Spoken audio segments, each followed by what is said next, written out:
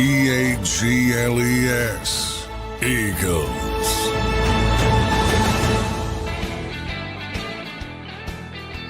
Welcome in, everybody, to a Monday edition of Birds 365 here on JAKIB Sports. Back for another week of content after a nice little mini bye week for the Philadelphia Eagles. They didn't play on Sunday. Hope everybody enjoyed their Sunday. Hope, Johnny Mac, you enjoyed your Sunday. How you doing on this Monday morning, my friend?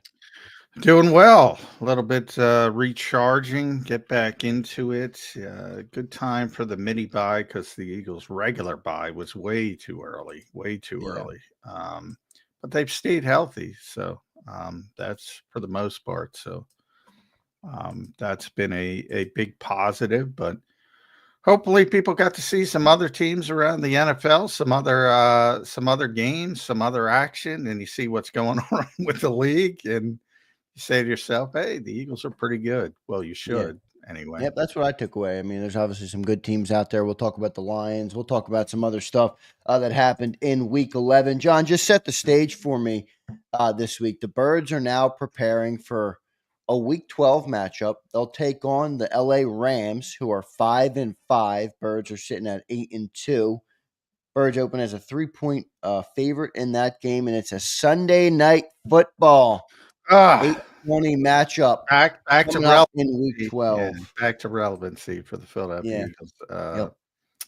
Sunday night football, important game. From the Eagles' standpoint, obviously they want to be the number one seed now. They're in a position. They're in the Lions' orbit at least, and you got to keep winning to even have a chance at that. So that's number one. And the Rams, the Rams are in it. The Rams are we were talking before we went on the air here, they're just, you never know what you're getting with the Rams. When they're good, they're good. When they're bad, they're bad. But they have everything to play for. They need to, obviously they're going to have to need the division to get into the playoffs, and they're one game behind Arizona now. So, everything to play for. So it should be a good test, mainly because the quarterback knows what he's doing. And that makes it more difficult, at least from a standpoint of trying to mask your intentions and try to confuse the quarterback and things like that. So should be a good test for the Eagles, but obviously they're the better football team. So got a long way to go, long time to talk about it, but got to keep winning if you want that number one seed.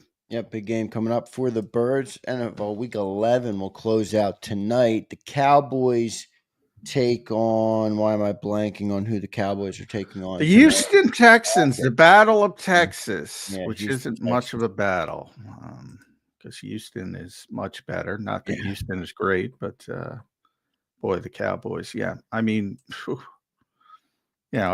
everybody wants the Cowboys, all the TV networks for obvious reasons, but they weren't expecting this.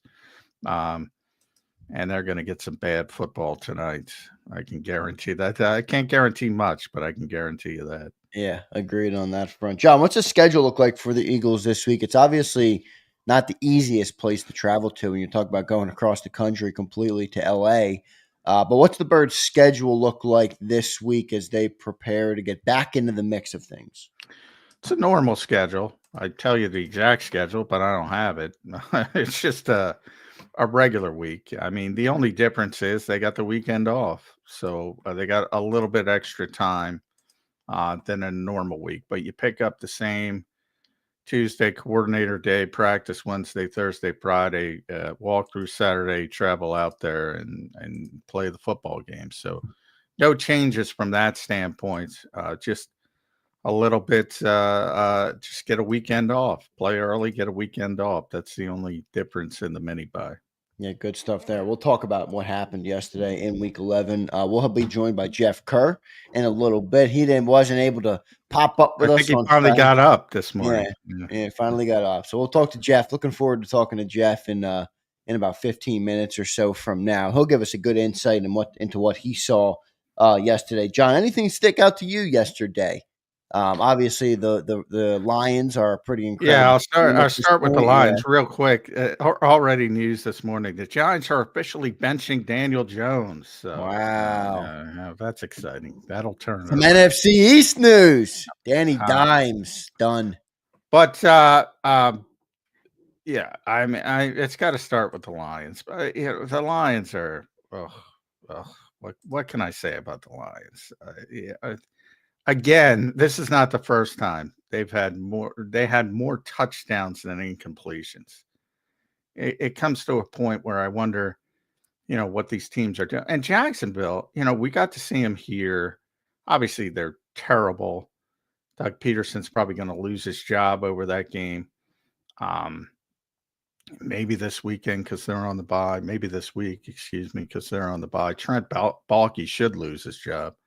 If you're listening, Tony Khan.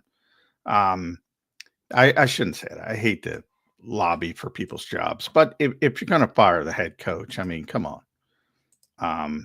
The GM has been doing it for a long time at a really poor level. So anyway, my first tangent of the morning. We got to see Jacksonville, and they played another good team the week prior, Minnesota, and they lost. But in both games, so Philadelphia's 8-2, Minnesota's 8-2. Lions are 9-1.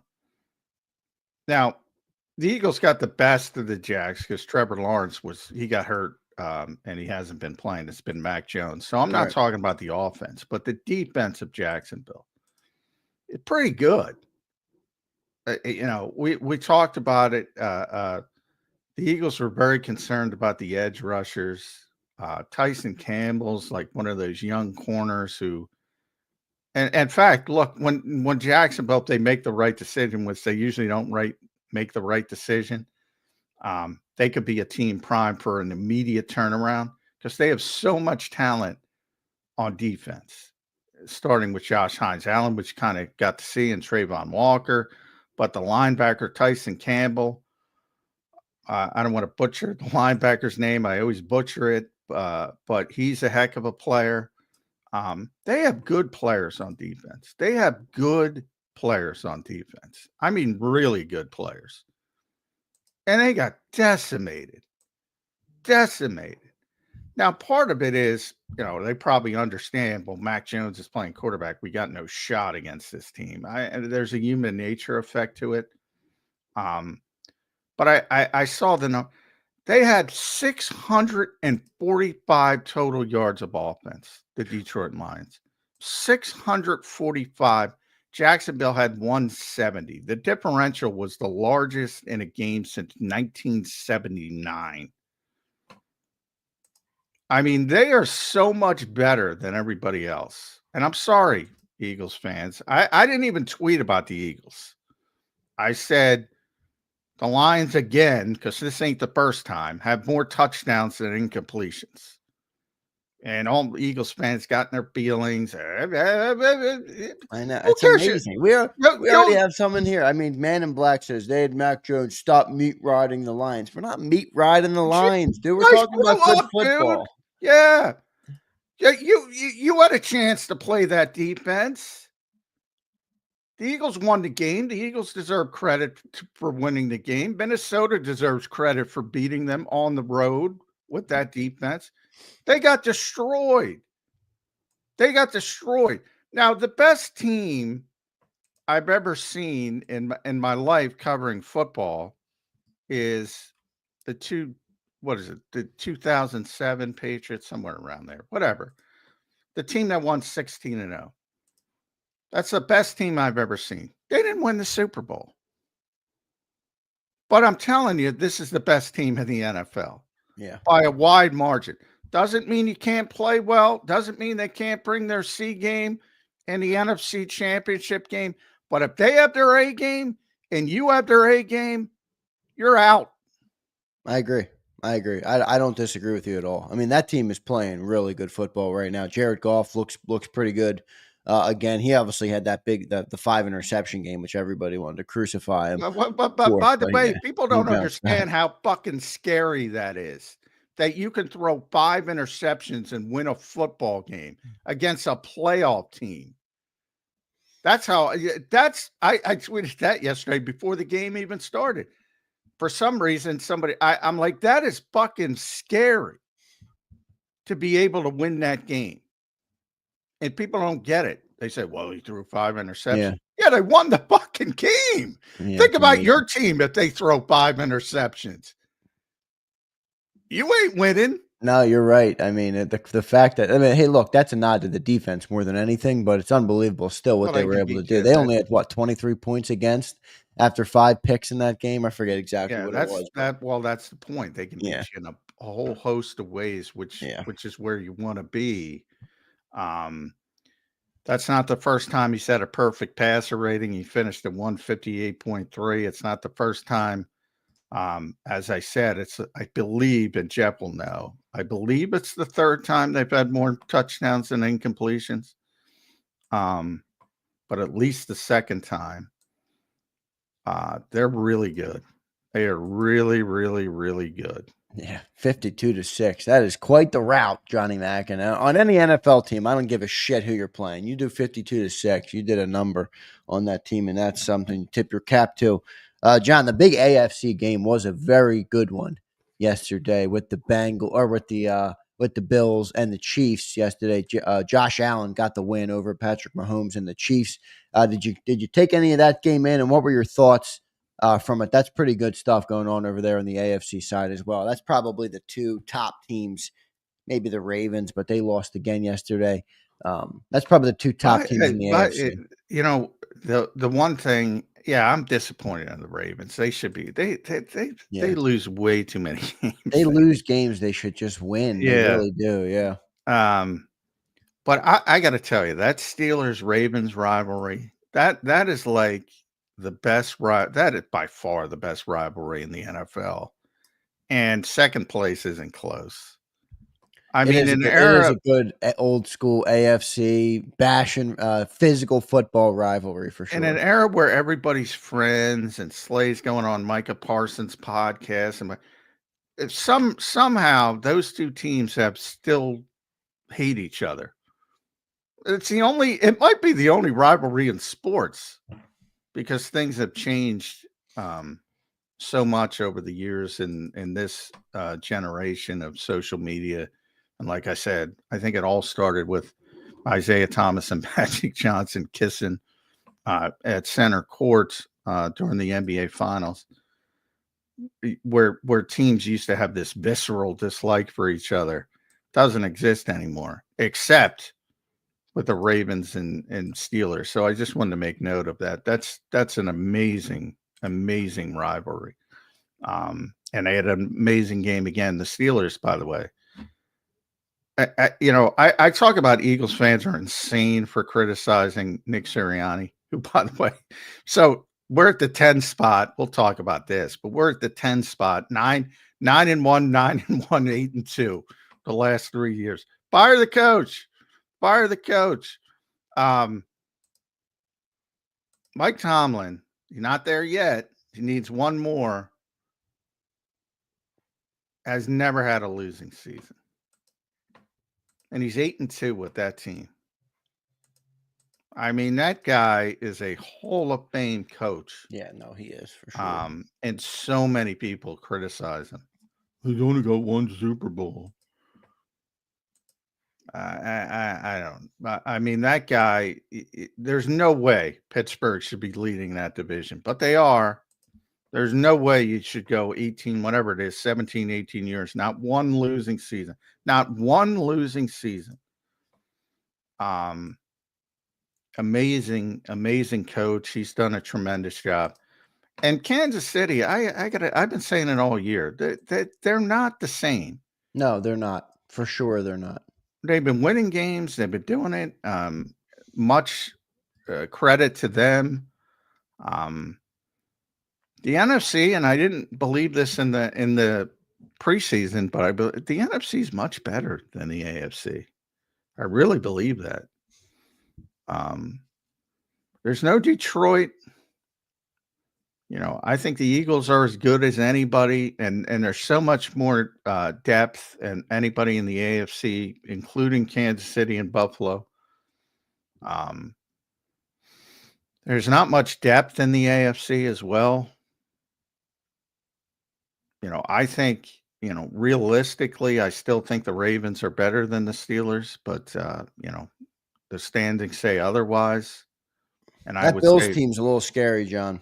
When Josh Allen's really playing good, they win a lot of games with a lot lesser talent than many other well, the teams have. quarterback, you saw how they won the game. I Yeah. mean, the quarterback is tough to deal with. Yes, he is. He's also a little bit reckless. That has cost him in the past. You also have to worry about Sean McDermott, who's, another good coach who, again, but, good coaches are about culture and leadership and building up a program. That doesn't mean you're a good game day manager. That doesn't mean you can navigate 13 seconds. They'd already have probably a Super Bowl berth if they could navigate 13 seconds. There's some concern, and this is not one of the better Buffalo teams from a talent standpoint. No, but Josh Allen may be playing his best year of football yet. Well, he's always played,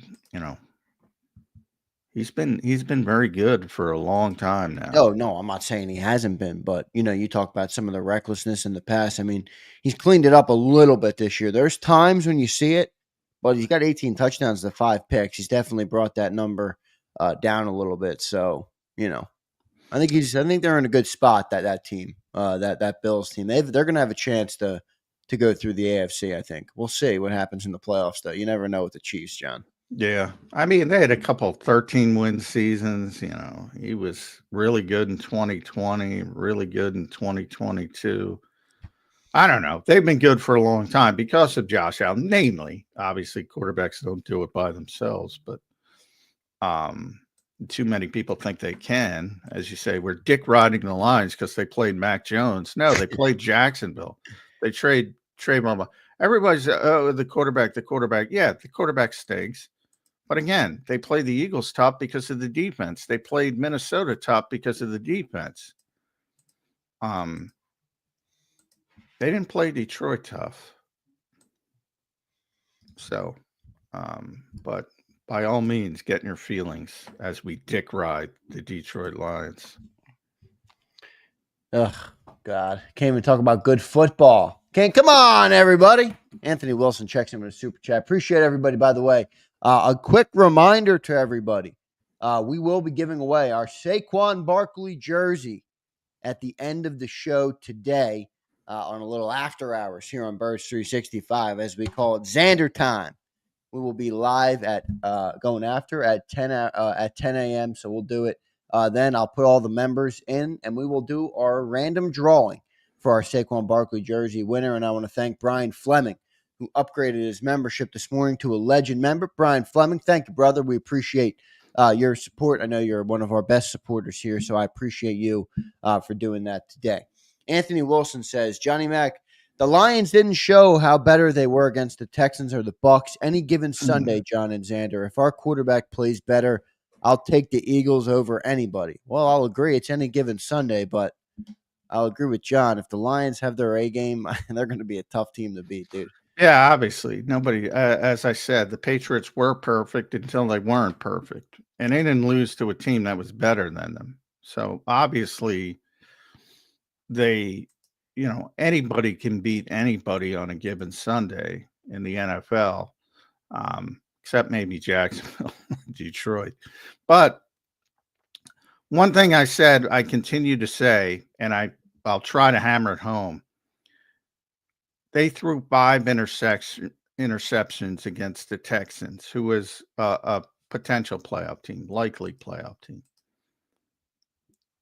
That's basically your F game. That's not your C game. That's your F game. They won. Do you think the Eagles could throw 5 interceptions against anybody and win? I don't think that's not an insult to the Eagles, because I think there's 31 teams in the NFL that if they throw 5 interceptions, they're fucking losing. Yeah. There's only one that can overcome it. And they did. I would agree. That to me is scarier than what happened yesterday, to be honest. Because that reminds me, and I already brought it up long before yesterday, that reminds me of the greatest show on turf, Rams, who didn't give a shit about turnovers because they kept coming at you and coming at you and coming at you and coming at you and knew they were going to score and knew they were going to get back in the game. That I think people look at that way off. That was scary that they won that game. Yeah, no, you're right. I mean, that's a credit to their defense. But look, Eagles are what I'll say about the Eagles right now is the most positive thing is the defense right now, John. Because when you have a great defense, I mean, on any given Sunday, you talk about playing your A game. If that defense plays their A game, I mean, you can beat anybody when your defense is playing like they're playing right now. So I think that's the biggest advantage that the Eagles have right now is what Vic Fangio's done to the Philadelphia Eagles defense.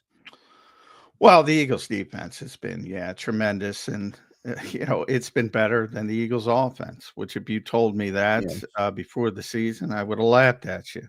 And I think anybody honest with themselves would have laughed at themselves. They've been incredible. It's one thing I always talk about. Go follow Honest NFL on Twitter, the Honest NFL, because he charted the entire game basically against Washington defensively. And for those who don't know, he used to work for the Eagles. And by the way, he's a huge Vic Fangio fan to the point of I run my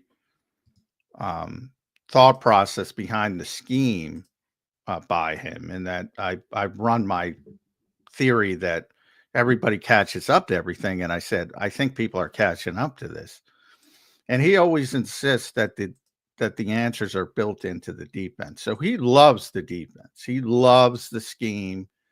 He's a big fan of Vic Fangio, just from a coaching perspective, as well as everybody in coaching is. So he's no different. But anyway, so he knows what he's doing. I'm trying to tell people. And he charted the whole game. So it was the most zone-heavy game. And this, CJ told me after the game, CJ Gardner-Johnson told me after the game, we asked him what was the plan going in. And CJ told the truth. And then it was amplified by his charting of the game, Honest NFL. He said, make him play quarterback. You got to take something away. And the whole Eagles plan was to make Jaden Daniels play quarterback. And by that, he meant take away the running game, the off-schedule stuff. And so they didn't run any true man coverages until the 7th drive. They were playing zone every single snap until they took the lead in the game. Every single snap, trying to force the quarterback to decipher what he was saying, and he couldn't do it. He didn't throw. Which is kind of what we were saying here on Birds 365. Set the edges, keep them contained. Yeah, and Vic Fangio is going to throw some different looks at him. It's almost like I know some things, but anyway, they play the most quarter coverage they've seen all year. And in fact, he described it the most snaps I've seen Fangio use in one game ever. The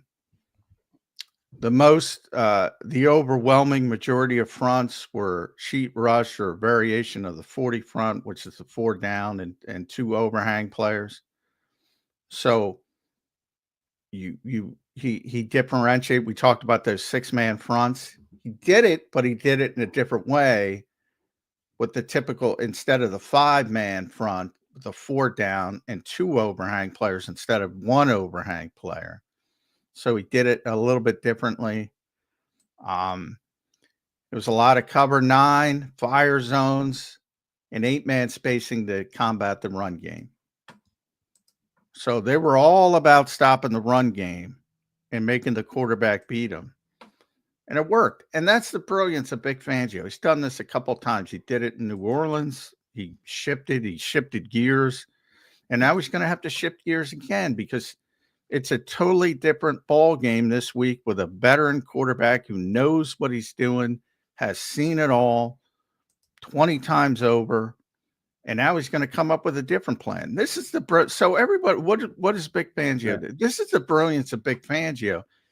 And this has got a lot of Belichick in him. And the fact that when Belichick was at the top of his game in New England, he would change almost defensive schemes from week to week and do different things. He'd use different fronts, variable fronts. He'd be completely different from week to week.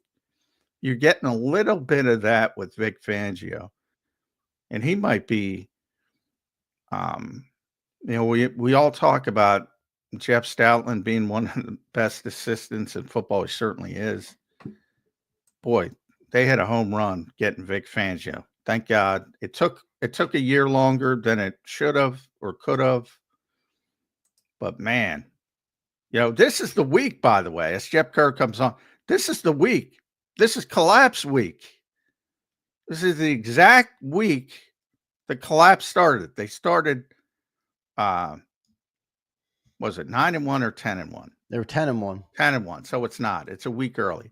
But this is the collapse portion of the year. I know what you're. Yep. And it ain't gonna happen. And I thought it's not quite perfect because they did start 10-1. But it's ironic because guess who's a senior defensive assistant with the Los Angeles Rams? Sean Desai. Yeah. Sean Desai. This is the collapse time of year. Let's see if the Rams. But they are. I feel very comfortable in saying they're not collapsing, and Vic Fangio is one of those reasons. Good stuff. Anthony Wilson, thanks for the super. Johnny Mac, good opening segment. Appreciate everybody in here. And a big thanks again to Brian Fleming for upgrading his membership. Get your memberships in, everybody. I'll be doing the Saquon Barkley jersey giveaway at the end of the show today. MVP. Yeah, maybe he'll make the push. He's not getting enough touchdowns, John. Evidently, he worked it into his contract that he did. He knew the tush push would take away all of his touchdowns. Real quick, I'll read your Schmidt-Degler comment before we get to our break. We'll have Jeff Kerr coming up. Looks like Jeff is a different backdrop today, Johnny Mac. A freshened Jeff Kerr. I like it, Jeff. We'll get to you in a second. So do I. I got my green screen back. Oh, yeah, Johnny Mac. Back with the green screen with live casino behind him. Love how John talks about the 5-inch as if them overcoming that means they're the best. Joe Burrow could have thrown 5-inch last night and had a chance. What is wrong with these people? What does the Detroit Lions have to do with the Philadelphia Eagles? Again, get out of your fucking feelings. This is the best team in football.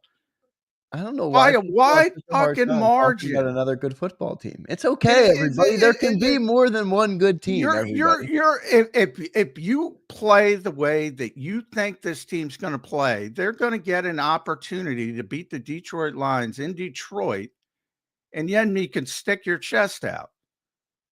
But if you're going to sit there and tell me you're watching the Detroit Lions, and by the way, I know you're not watching the fucking Detroit Lions. That's the problem. Give me a break. Get out of your feelings. Show me a game where you have more touchdowns than incompletions. As we bring up Jeff Kerr.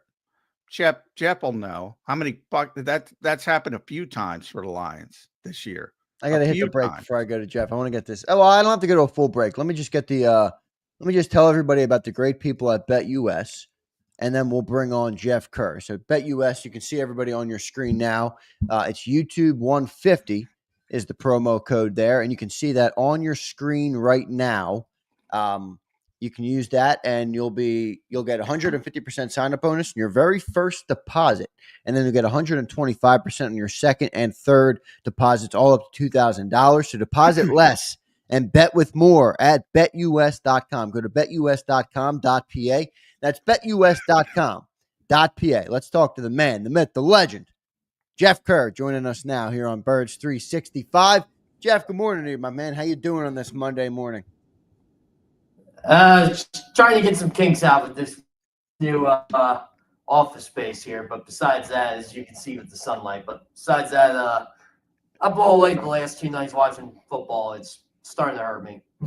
Yeah, I hear you. You're my stat guy, Jeff. So how many times have the Lions scored more touchdowns than had incompletions this year? It's been 4 times this year. 4 freaking times. 4 freaking times. Have you ever seen anything like it? No, and they're the best team in football, and that's okay to admit that. It's fine. Like, evidently, why does everything have to be? Why does everything have to be? Oh, we're better than this. We're better than this. We're better than this. Well, I hate to tell you, until Thursday night, the Eagles really didn't beat anybody any good, and now they're still saying they're not beating anybody any good, even though I think Washington's a good team. But facts are facts. If you want to worry about something other than the Eagles, laugh at the San Francisco 49ers. They might not make the playoffs. There we go. Yeah, laugh at them. Laugh at them. Because I think that helps. It's going to be interesting this week, though, because I mentioned Sean Desai being out in Los Angeles. But the Rams have the Rams are a herky-jerky team. I mean, when they're good, they're good. When they're bad, they're bad. So you never know what you're going to get. But they do have a quarterback who understands how to play. So it's going to be a little bit different. Bake's going to have to play defense a little bit differently. You're not going to just, confuse the quarterback. So it should be a good test for the defense. And the offense early on, I mean, I don't know. Where are you with this offense? So 9-1, 9-1, 8-2. That's the Eagles over the last 3 years, starting after 10 games.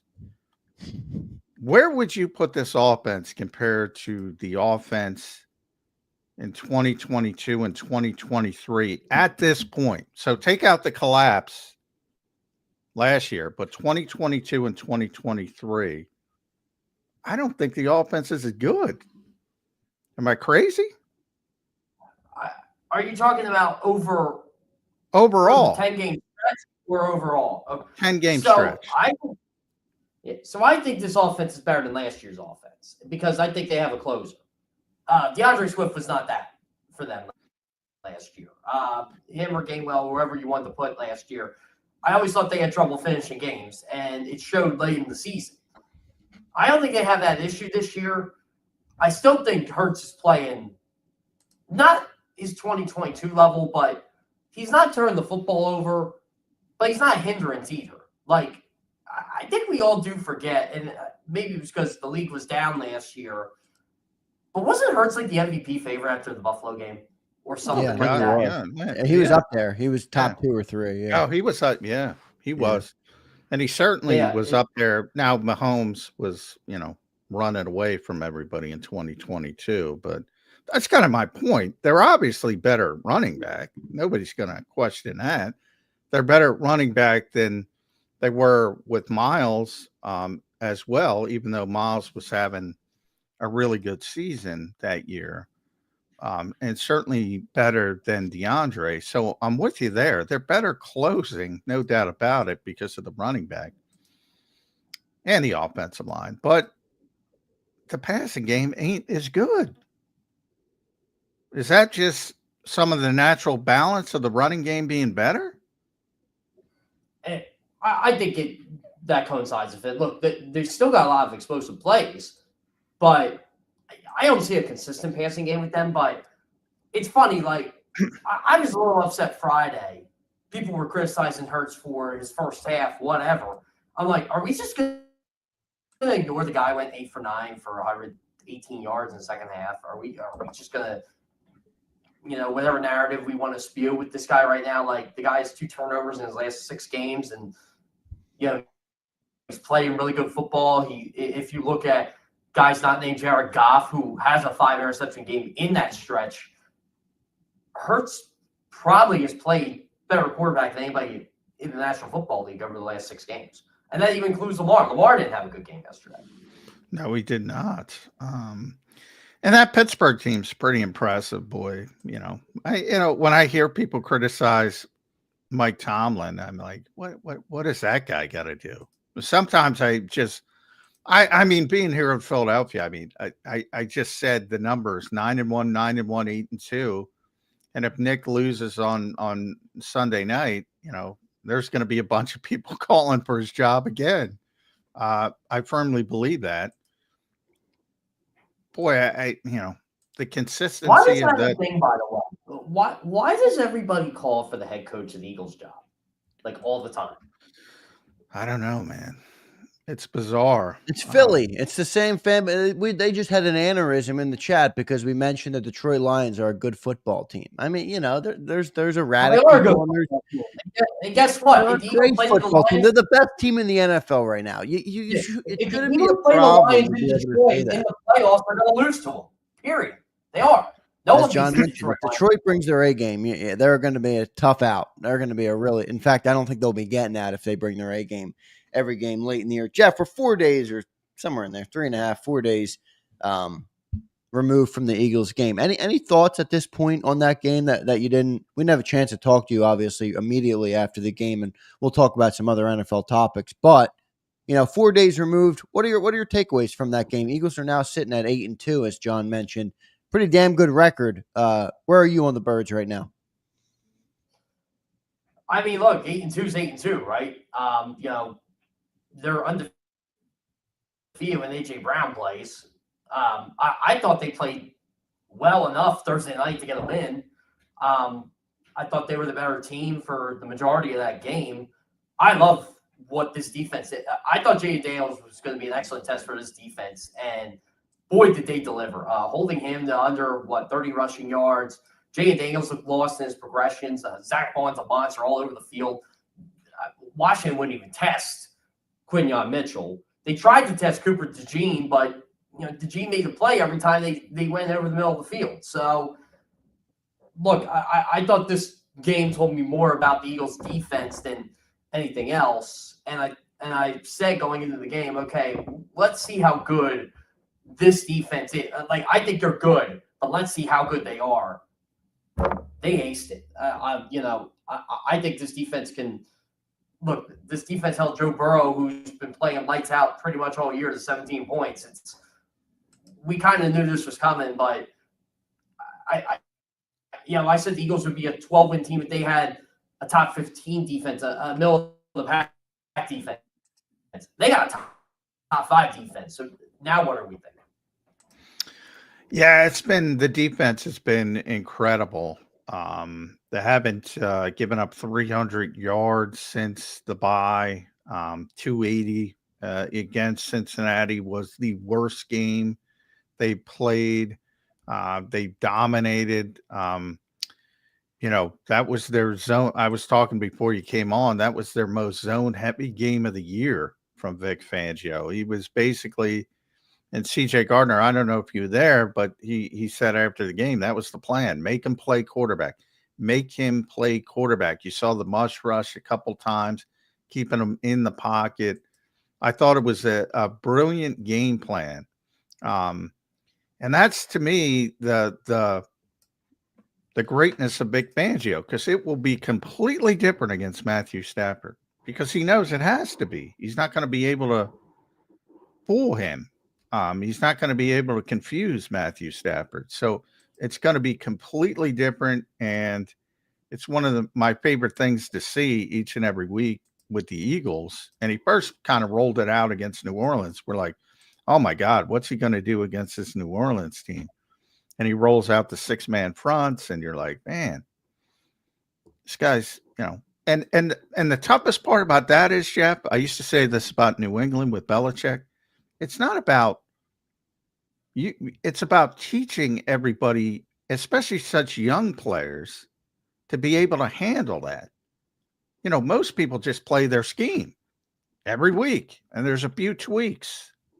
And Vic's like, no, we're gonna do this week, and that means rookies like Quinyon and Cooper have to be up to speed, and young players like Jalen Carter and Nakobe Dean and even Zach Bond, who hasn't played much before, have to be on the same page. It's really impressive like I said, Sean Desai has all this information, but he can't teach it to anybody, which is ironic because he's a teacher. Whereas Vic Fangio's got everybody on the same page. It's really impressive. Who's the MVP of the Eagles? Saquon Barkley or Vic Fangio? Ooh, that's a good one. I would go Saquon. Yeah, Nick's there. I'm joking because, it's always players first. I say all the time, but I'm trying to impart just how important it is Vic insane Fangio. what Vic Fangio's done. I mean, it is. Yeah. It's always players first. And I'd still say players, Zach Vaughn on defense. It's amazing what happens though when you get an adult in the room. No disrespect to Sean Desai, but sounds like disrespect. Well, no, I'm with you. I think you agree. Look, if you can't get people to follow you, you can be the smartest guy in the world. But if they're not listening, it doesn't matter. And I think that's what happened with Sean. Sean Desai reminds me of, John, the football geniuses on Twitter that are analysts in our profession that they think they know everything, but they can't explain 2 + 2 to you. Yeah, John, I actually did that poll yesterday on JAKIB on the YouTube channel. Who's the MVP? 6.5K votes, 6,500 votes, 87% for Saquon Barkley.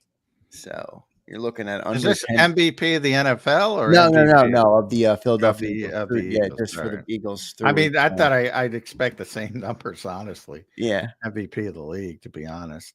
No, it doesn't surprise me. It doesn't surprise me at all. Wait, do you guys think Saquon can get into that conversation, or is that just a Philly? I think he's already in the conversation. You mean for NFL MVP? Yeah, it's a stat-based award. Yeah, he's in the conversation. I just wonder if they're going to go quarterback. Yeah. Well, you know what upset me last night about the whole Barkley thing? This is what upset me. So we were talking about if Lamar's not the favorite anymore, according to some betting sites, Josh Allen is. We had guys I work with mentioning MVP candidates, and Saquon's name was not mentioned. I'm like, so does Saquon Barkley not exist? They're like, well, Derrick Henry's having a better year. I said, is he though? Well, I would say this too about Derrick Henry and Lamar. In theory, if you're just talking about the award, which, by the way, who gives a shit? But if you're just talking about the award, you have 2 for Baltimore, so you're going to have split votes, Lamar and Derrick Henry. You don't have the split vote part of it in Philadelphia. The quarterback is going to win it. So whether it's Josh Allen or Lamar Jackson or Jared Goff, the quarterback's going to win it. That's how I feel too. But he's in the conversation. There's no doubt he's in the conversation. And he should be. He's having a great year. But it's just really hard for a non-quarterback to win that award. It's just incredibly hard. And there's plenty of candidates. Like, as you mentioned, Jeff, whether it was after the Buffalo game, Jalen Hurts, the week-to-week nonsense of who's leading from any line or betting odds, that goes, Lamar had a bad game, Josh Allen had a good game. So, if Lamar finishes strongly, he'll probably win it again. Jared Goff keeps throwing up perfect passer ratings, he'll probably win it. Or Josh Allen. Patrick isn't going to win it. The stats they're just not good enough. But 95% going to be quarterback. But I would say the 5% is Saquon. I think he's the only non-quarterback in the conversation. Yeah, some people are going to put Henry in there too. I mean, I don't, because he's going to split it with Lamar. Right. So it's not realistic. Well, Lamar, I don't know. I mean, look, Lamar's having a great year, but 7-4, you think that'll have anything to do with it? I think it normally will. So that's why I like Josh Allen. I mean, if they finish with 10 wins, he's not going to win it. But if they go off and run the table, he'll probably win it. That means he's playing well. Yeah, because he's probably playing well. So it's basically a meaningless award for the quarterback on the best team, basically. I don't know what the betting odds are on BetUS, but a sleeper, maybe the best bet right now. I don't know what the odds are. Like I said, would probably be Jared Goff because they have a good chance to win 14 or 15 games. So if they do that, I mean, he might be the shoe-in if some of these other teams lose a few games. If they end up at 12 wins or somewhere in that range, Jared Goff might be the one who ends up with the award because he has got a good stat year right now too. I know everybody loves talking about the 5-pick game, but he's putting up some good stats.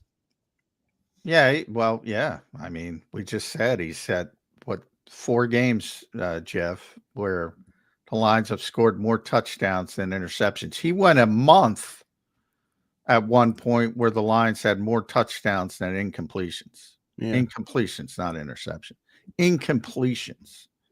Yeah. How Jeff, much money? How much money? And covered up that light. That's what's giving you the glare. If you're trying to get rid of that. Yeah, how much money? You're good. I'm just telling you. I don't know if you can turn it or what computer you're on, but if you could get rid of it that way, I don't know if it'll work though.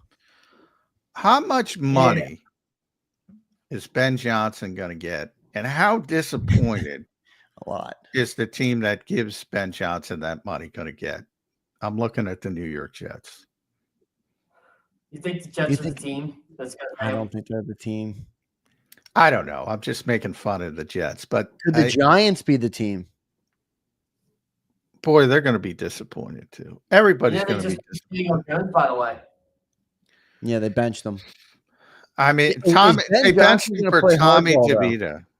John, is Ben Johnson going to play hardball? We always talk about how there's only 32 of these jobs. Everybody takes the opportunities they can get. I get it. Well, Ben Johnson put his foot in the ground last year and said, "I'm not leaving unless I get the right offer." Smart guy, man. And now look at how it's playing out for him. And then Smart guy. Doug Peterson, great coach, shitty organization, no chance of success there. There's a lot of coaches who fall into that trap of going to a shitty organization, and there's no chance at success. If I'm Ben Johnson, I want the right team for the right money, or else I'm staying put in Detroit where I know I'm going to be 10 plus, 11 plus wins per year. I believe Mike McDonald is the only rookie coach who's at 500. And already a bunch of them are on the hot seat because they look like awful coaches. Antonio Pierce. Who else? Mayo. Who else, Jeff? Who got hired? Oh, Dave Canales. Canales, Mayo, Pierce. I mean, these guys could be one and doners. All of them. Because they're joining bad teams, but bad organizations. And Ben Johnson was smart to stay away from Carolina. But, you also have to be realistic in that, life-changing money is life-changing money. And if you wait, well, all of a sudden it's going to turn in Detroit and you're going to look like you're mortal. Right now, everything's perfect. They got the offensive line. They got an accurate quarterback. They got 2 running backs who can kill you. They need Jamison Williams to turn into what he was supposed to be. I'd say that's my only argument. Sam Laporta was hurt, but he's very good. They have everything. It's never going to get better than it is right now. You got to seize that moment. You can't do it again. So who's going to be that team that's disappointed and pays the king's ransom? But you're not bringing the offensive line along, and you're not bringing all that other stuff. Yeah, but they still ain't coming with them. Here's Taylor Decker. So, to me, would Jacksonville do it? I don't think they'd spend that money. Tony's too busy burning money on pro wrestling, but I don't know. Somebody's going to have to spend a lot of money. So I'm trying to figure out what is that. Dallas Cowboys, could they be one? Well, they're going to hire Deion Sanders, and that's going to be a you think it's going that way, John? I do. Yeah, you're right. They're in the business of entertainment. Yes. So, yeah, I mean, you might be right about that. Yeah. I firmly believe I'll- that's going to happen. And it is going to be a glorious disaster. It really is. I mean, they think Mike This is what McCarthy's a bad coach down there. It is going to be a glorious disaster. Go ahead, Jeff. Deion's got a golden opportunity in Colorado. Golden opportunity there. I wouldn't leave. You're What? God in Colorado. I would. You're not passing up on the Dallas Cowboys job, I Jeff. would because Coach at Colorado. I would flee any college job like a sinking ship, like I was Jim Harbaugh. Get the hell out while you can. You don't want to deal with that stupid system. Well, Jim Harbaugh, because but I agree. he cheated. You know, Right, everybody cheats. You're not. Spoken like a true got Penn caught. Stater right there. Yeah, you're not. He got caught. If you ain't cheating, you ain't trying. Yeah, really. Yeah. Oh man, Jeff, He the got caught. Penn State. I could see the Nittany logo flashing on your face as you said that. But he got caught. He got caught. Does Nick Saban ever get caught? No, he never got caught. Hey, Jim Harbaugh get out. did. Nick bad Saban's at it. smart. Nick Saban's smart because he got out before he got caught, and didn't want to deal with all the NIL nonsense and the transfer portal. So he got out. He got out at the right time. Everybody, it's a sinking ship. College football is a sinking ship. That's why you got to hold on to James Franklin like grim death, even though everybody in Penn State hates him. He's a good college coach. Yeah. Well, you know what I always say? You know what I say about James Franklin? Okay, you want to get rid of him. It's like I used to say with Andy Reid here in Philly. Who are you getting that's better? Well, exactly. That's what I'm saying. He's a good recruiter. Hang on to him. Hang on to him as long as humanly possible, because college is about recruiting. It's James not about, Franklin doesn't win the big games. Nah, you guys yeah. are in. You guys are doom and gloom in Penn State with James Franklin, Jeff Kerr. I hate to break it to you. the king of Penn State's the king of the B teams. I always laugh. I always troll Jeff with Penn State's the king of the B teams. And they will beat the king of the C teams. An F team on Saturday. King of the C an F team team. on Saturday. That wasn't Yeah, John, I will say this, and Zeal brings up a good point in the chat. You know, it might be a sinking ship to coach in college, but boy, do you get paid, Johnny Mack. And a lot of these coaches are making Well, you more get than paid in the NFL coaches. too. Well, Yeah. some do, very few. But Yeah, I some do, mean, but- Dude, Dude, some of this college coach money, John, is insane. I dude. know.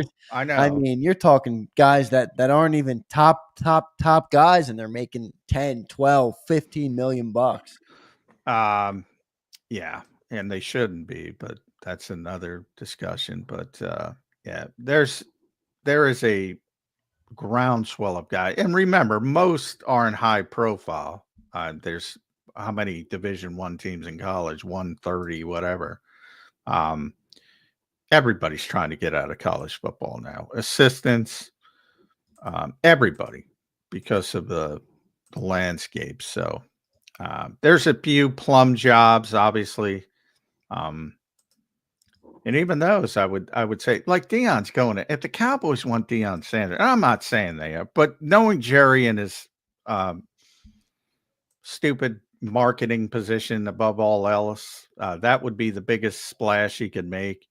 If he offers that job to Deion, he can't leave Colorado soon enough. I mean, are you kidding me? Yeah. And he'll try to get his kid in Dallas. What's that? Is Shador coming with him? Yeah, he'll try to work it out. I'm sure. I don't know how you can do that, but have you guys heard Deion saying like Travis is going to go to the team that we talked to, and we were like, what does he mean when he says that? How is he going to try and manipulate the NFL draft to get his guys? Well, you do it like how did Bronny James land in Los Angeles? Well, Bronny James wasn't a top prospect. Johnny's lucky he went in the second round for crying out loud. But they told, I know, and it's a different, but it's the same principle. They told everybody that if you draft him, he's not playing there and he's going wherever, whatever they said, to Australian basketball because he can't even play in the EuroLeague. I don't know, but they're going to do the same thing. John Elway did it way back. People forget. People have done this. Eli Manning did it. Yeah. People have done this and say, I'm not playing for this team no matter what. And if they're truly, and Dallas, remember, is going to be really bad, so they'll be near the top of the draft. Yeah. Um, Oh, I have a Dallas friend. I mean, he's posting every day on Facebook. Need this team to win. Need Dallas to lose again. I mean, he's in tank mode for well, whatever. exactly. Yeah. So, and Eagles fans should root for that, because that's going to be a freaking disaster, man. Yeah, A agreed. disaster. Did you hear this story in the offseason? I remember I wrote about it, but Dion pretty much said Shedeur Sanders and Travis Hunter, he only wants them to play for like these teams. And it was funny. Yeah. They were all teams he played for: the Falcons, the 49ers, the Cowboys, the Ravens, Washington. And then all of a sudden he throws the Eagles in there. And they asked him, well, why the Eagles? He goes, because they're a winning organization. They won't screw their careers up. That's true. The Eagles are very well regarded around the NFL. People, yeah. There's a lot of Eagles fans that don't appreciate that. Yeah, Pat McAfee dropped a tidbit on his show. I think it was on Friday that I don't know where he got it from, but he says a lot of people in the media are very critical of Nick Sirianni and the Eagles because it's a highly coveted job by many, and they want to see change there, and they want to see an opportunity to get it. I'm like, that's interesting. Because I think he's talking about Bill Belichick. Maybe, but, maybe he is close with Bill. He has him on his show all the time. Yeah. Ben Johnson would love this job. Oh, Ben Johnson would have a field day here. Boy, yeah. That would be, you want to set up a firestorm in the feeling? Would the Eagles fans rather have Ben Johnson as head coach or Nick Sirianni? Who would you rather have, John? Nick Sirianni. I don't know what the fuck Ben Johnson is, other than I hear you. He's got a great situation, and he's taken advantage of it. But again, even the minute you go somewhere else, he's never coached before. So number one, never been a head coach before. So number one, you have to learn all the bullshit that comes with being a head coach, all the ancillary stuff. And that's why I said coaching isn't, when I was talking about Tomlin earlier, it isn't about X's and O's. It isn't about schemes. That's a very small part of it. Very small part of it. It's about building an entire program, an organization, a culture, all that bullshit that people roll their eyes over. But that's why people want to come to Philadelphia, because they built this thing over an extended period of time. For example, Mike Tomlin was yesterday. There's been so many reports about the Steelers are going to bench Broderick Jones, the right tackle.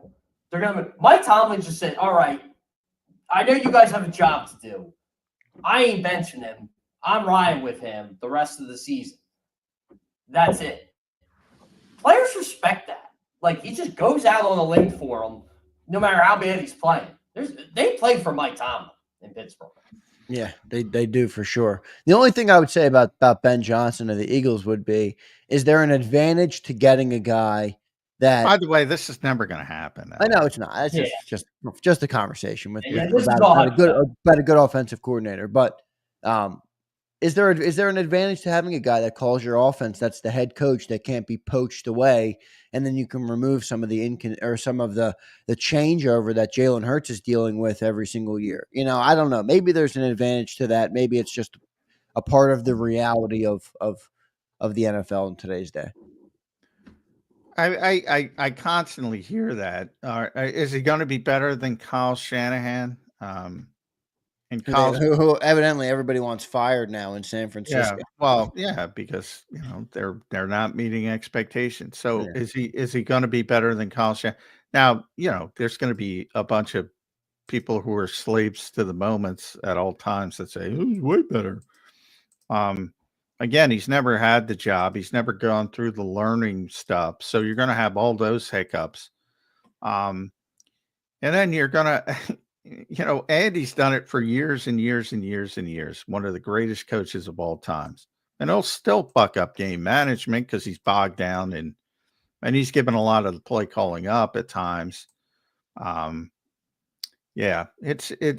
never works out the way people think it is, because most fans, and I say most fans, don't understand the enormity of the job and think it's just about calling plays.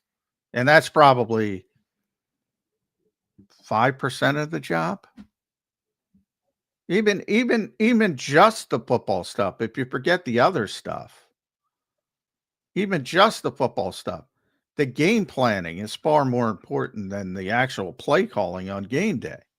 Every coach will tell you that. Every single one. What you do on game day has already been prepared during the week. If you're even a mediocre coach, you got every situation mapped out. And then it becomes, there's a little bit of feel in the moment, but 90+% of it happens during the week. And I think most fans really don't understand that part of it.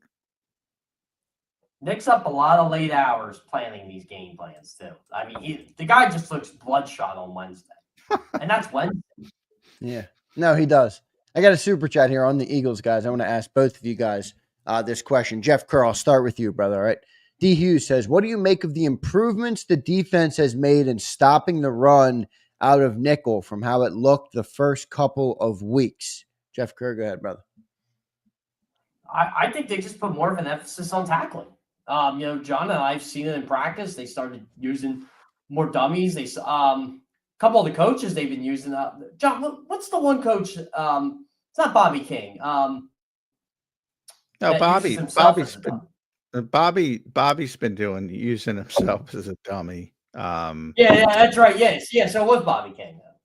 Well, there's a couple of them. A couple of the lower level coaches, but Bobby does it occasionally. Bobby's a noted tough guy. He really has become Vic Fangio's right-hand man, which is kind of a surprise because he's the one guy he didn't have a history with.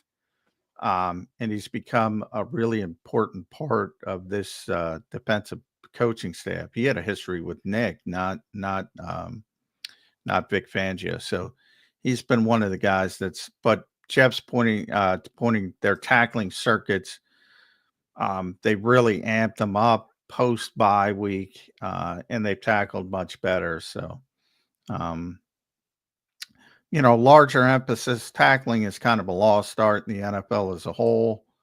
And they're one of the better tackling teams in the NFL for those who don't know. So, that's been a big improvement. And a lot of it has to do with Cooper DeJean being, let's be honest, taking over the slot in nickel. He's just played at a high level. So that's part of it as well. And then Nick Kobe has just played much better. So when your middle linebackers tackling, Nakobe Dean was one of the worst linebackers in the NFL over those first 4 games.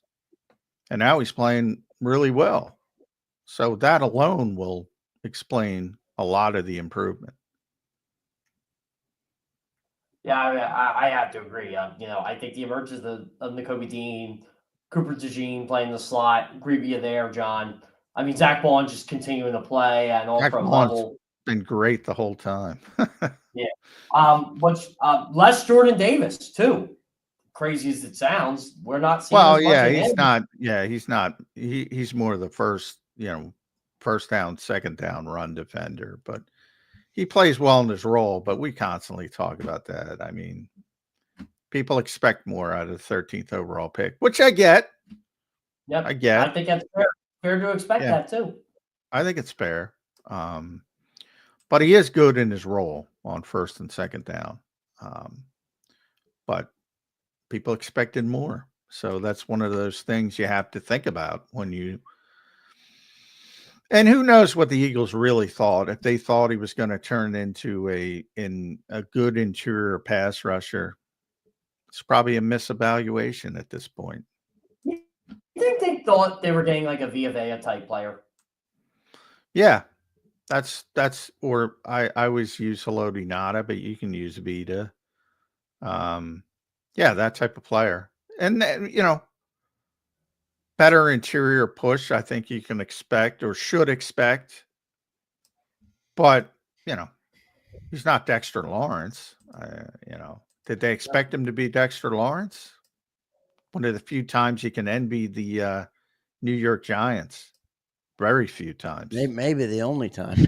Yeah. John, I know we had this conversation on this show, off this show, but remember when Nick made the joke about Sirianni? I mean, about Barkley? Oh, we got your best player. And everybody goes, well, no, you're wrong. It's Dexter Lawrence. Maybe Nick was on to something there. I still think he didn't get. Yeah, I still think Dexter. Again, best people like skill position players, but just best football players.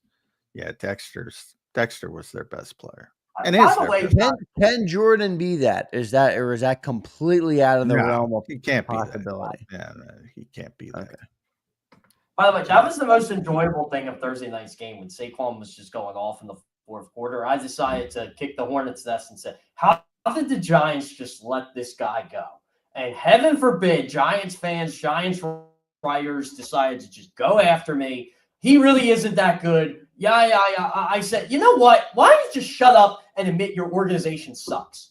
Just admit it. You let go good players. You wasted the second pick on them. Just admit you failed. It's fine. Yeah, well, I don't think they did. I'm going to depend. Not now. I'm probably not depending. I say this all the time. It would have been a mistake for the Giants to bring back Saquon Barkley. These are not mutually exclusive things. It was a great signing by the Eagles. It would have been a bad signing by the Giants. I don't know why that's so controversial. The Giants ran through it 6 fucking years. Yeah, he wasn't. The record was atrocious. Now, I'm not blaming that on Saquon. They already proved they can't build with him as the foundation. They're in a different. The Eagles already had everything. Everything. He's the final piece of the puzzle. My issue with the Giants was 2 years ago when Saquon had that great year and carried them. And they decided, you know what, we're going to pay the guy who Jalen Hurts has more rushing touchdowns than the guy who they paid who has throwing touchdowns, who just got benched for Tommy frickin' DeVito again. That's bad. Wow. Wait, is that who the Giants are playing? Yeah, they're playing Tommy DeVito. How embarrassing is that? Jones for DeVito? How embarrassing is that? Oh my gosh. That franchise is that really is. But yeah, I mean, they obviously got that. They got Daniel Jones wrong twice.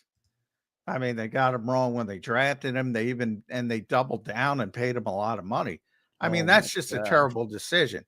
But just boiling down to say it would have been a disaster for them to sign him, other than, Joe Shane, in a micro level, excuse me, it might have. Joe Shane could have kept his job, or Brian Daboll maybe could have kept his job for another year, but it still would have been a bad football team with a bad offensive line, with a guy getting 1,000 yards if he was healthy and wasn't dead. And they'd win 5, 6, 7 games. Another issue I've had with yes, John. So another issue I've had with the Giants through this whole thing, they claim their offensive line is better this year. And I'm like, I don't know about that.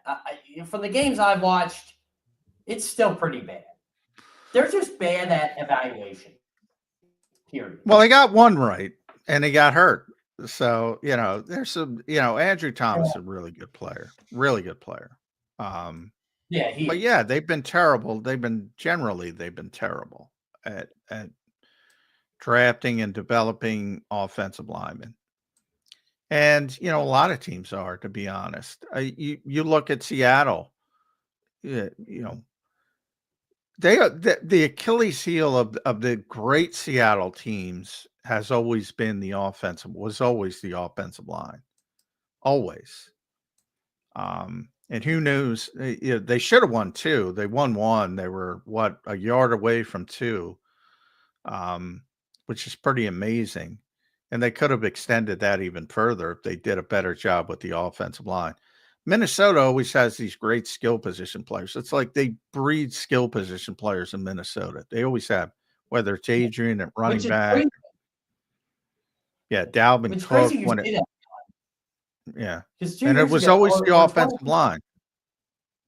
Yeah, like 20 years ago when the Seahawks were having their run, that was like the strength of their team. Walter Jones, Steve Hutchinson, guys like that. And remember Yeah. Minnesota got them, and all of a sudden they became amazingly better after they got Steve Hutchinson.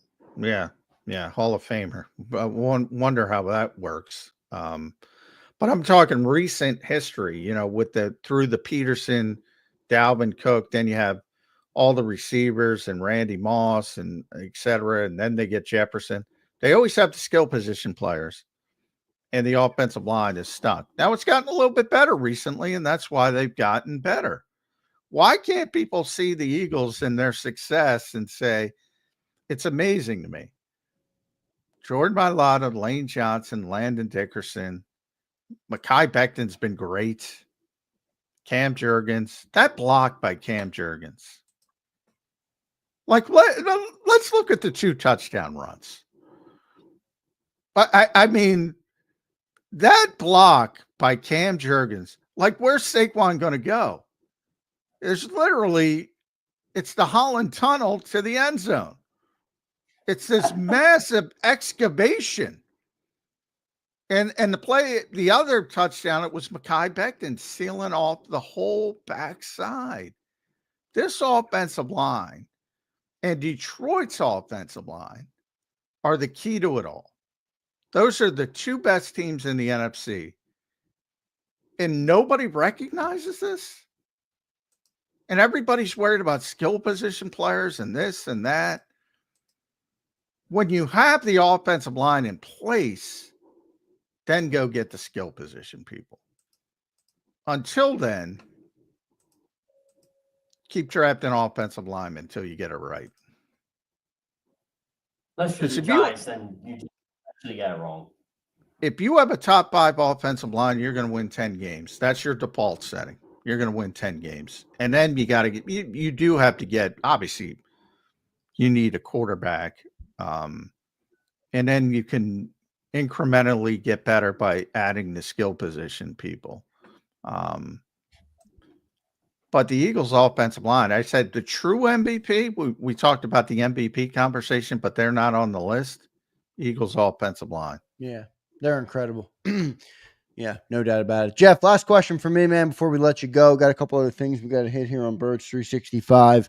How do you see week 12 coming up here? Eagles, Rams, they're kind of a weird opponent, Jeff, in that when they play good, they're good because Matthew Stafford's solid. But when they don't play good, they're not so good. How do you see this game potentially playing out this upcoming weekend? Sunday night football for the Eagles. Yeah, they're one of those teams, and they are what the record says they are. I mean, they're 5-5. They've had a lot of injuries this year. Puka Nacua looks like he got hurt again. I guess did he get hurt again? Until today to see. He got hurt again after a touchdown. So I don't remember if he came back in or not. I did Chiefs Bills for CBS yesterday, so I was more focused on that showdown. But I mean, look. I think they're a very good team when their money players are on the field. They're a playoff team with Stafford, Kyron Williams, Cooper Kupp, Puka. Tyler Higbee hasn't been back yet. I don't know if he's coming back this year, to be honest. Their offensive line's okay, but I am really looking forward to seeing Jared Verse this week. Yeah, he's having a great year. Everybody says Quinyon, but Jared Verse might be rookie of the year right now, at least defensively. Yeah, I didn't see that coming. He's been by far the best pass rusher. Well, how is Latu doing? I don't know. I haven't heard much. He's having a good year. It's not like a Jared Verse year, but he's having a good year. Yeah, Turner barely plays because Minnesota has Grenard and Van Ginkel, so that's understandable. He's sort of learning, but Jared Verse has been spectacular, really good. I didn't see that coming.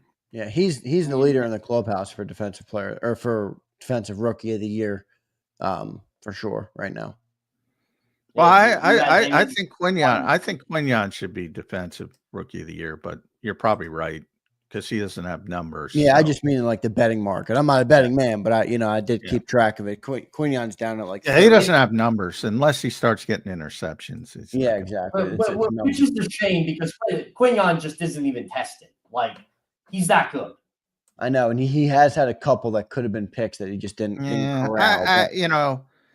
Honest NFL, who Jeff probably knows as well, but he knows what's going on, and he charted the whole game against the Commanders.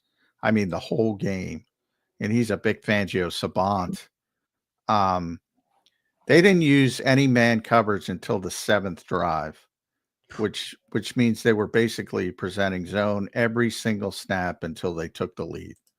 So the Eagles were tremendously zone heavy against Washington.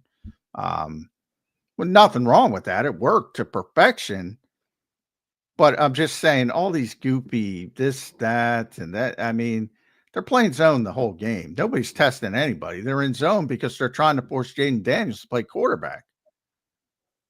So I think that context needs to be added. But Quignon's been phenomenal. Phenomenal. Yeah, John, it's funny. I was talking to Nick Burleson about the Eagles Commanders last week, and I didn't even ask him about Quignon Mitchell, and he just threw it out there. He goes, I think we're going to be having a conversation how that guy fell to 22, maybe even this year. Like, that's just how good he's been. Yeah. I fear that, it's funny because one of my friends is a big Jets guy, and he wants to run. Now, obviously, he's very disappointed on the Jets season. Are you a Curb Your Enthusiasm fan, by the way, either of you? There's a great episode where the Jets killed Carl because he couldn't take any more disappointment, so he committed suicide. But I digress. He wants to run Sauce Gardner out on a rail. Like, that's one of the best cornerbacks in football. But my fear with Quignon Mitchell, all cornerbacks get beat. All cornerbacks get beat. I don't know when it's coming, but it's coming. It's coming. And they're building up this guy like he's, the best cornerback in football. Like he's already. Yeah. Yeah. I fear a little bit of that because the when it happens, and Bick's doing a very good job playing to the strengths and masking some of that stuff. But it doesn't matter if you're Sauce Gardner or Patrick Surtain or Jalen Ramsey or Darrelle Revis. It's coming. It's coming. And they're building it up like he's Darrelle Revis already. It's crazy. So, John, it's funny. Last year, I remember when Jalen Ramsey went off on Vic about whatever was going on in that locker room last year. Jalen's pissed about playing so much fucking zone. That's what he was pissed about. But it was crazy, right? Because last year he, as the primary defender in coverage, he has quarterbacks have 7.2 passer rating. I'm like, dude, someone should tell you to go look at your numbers someday. Yeah, well, but that's what I'm saying. The guy like that doesn't care about that. He doesn't want to play zone. He doesn't want to play zone. He thinks and by the way, Nick Sirianni agreed. Nick Sirianni loves Jalen Ramsey. Loves him. Yeah, he does. Yeah, he does. Thinks he's the best corner he's ever seen. And he's probably right. But he didn't like playing zone because he's a pure cover corner and he wants to show off. And he doesn't want to play safe. He wants to be the guy. And that's sort of some of the things you deal with when you're a coach. When you got a guy like Jalen Ramsey and you're playing a bunch of zone, he's going to have a problem with it. And that's what happened in Miami. Now, Vic has got these young guys he can mold. And this is all they know. So that's probably a good thing. Whereas Jalen Ramsey's had so much, he's going to the Hall of Fame. So he's had so much success. He's like, what are you doing, dude? Let me play some man coverage. But anyway, I digress. Yeah, John, the only thing we have to complain about Quinyon Mitchell is we just don't get a good quote out of him every. That's it. Yeah, he's not the best quote in the world, but he is having a tremendous rookie season. Tremendous. I'm just saying, beware. Don't make it out to be more than it is, because you're No, going to he's be playing good football though, man. He's been a playing big great upgrade. football, especially for a rookie. Yeah. He's playing great. He's been It's tremendous. fun though to see. It's fun to see a guy like this, though, have the success, knowing the Eagles' history with cornerbacks. Agreed. Recent history. Yeah, no doubt. Jeff, thanks for joining, man. Great stuff today. We'll talk to you again soon. Looking good in the new setup, wherever it is. Hopefully you get it all straightened out. I'll be back in the old setup next week, Zander. This is a temporary. This my main computer. It wouldn't have lived up to standard this morning. I'll just say that. Got it. Sounds good, Jeff. Thanks for joining, man. We'll talk to you soon. All right, brother. Thanks, bud. Yeah, all right. Good stuff from Jeff Kerr here on Birds 365. Good stuff from Johnny Mack. Reminder, everybody, we got the Saquon Barkley jersey giveaway coming up. And, John, there's something I'm going to do here in hour number 2. We got about 37 minutes left to play here on Birds 365. I want to do some mid-season grades, Johnny Mack. Some mid-season grades. We'll do some grades for the Eagles, players. It'll be an Eagle-focused segment. Talked a lot about the NFL here in the first hour and change. We're going into week 12 here. Birds are 8-2, so they're a little past the midway point, but we will do that. I'm going to take a commercial break. Got to get one commercial break in. Got to pay some bills, everybody. We'll get that in, and then we will do our midseason grades. Before I do that, I want to read Justo says, fellas, the Steelers are grinding out some good wins, and out of our remaining schedule, they are looking more challenging than Baltimore. Your thoughts? Well, they did just beat Baltimore, and absolutely not from the standpoint of Pittsburgh is coming here, and the Eagles have to go to Baltimore. That's so true. Just from that alone. That Steelers team, though, is one of those sleeper teams where it's like they don't have the most talent in the world. They don't, you know what I mean? But they play you tough. They're a tough team to play, and they find ways to win football games, and they're well coached, obviously, with Mike Tomlin. So they are a good sleeper opponent. Yeah, they're very good defensively. Yeah. Very good defensively. And obviously TJ Watt's going to be the story of that week because he's, might be the best defensive player in football, close to it if he's not.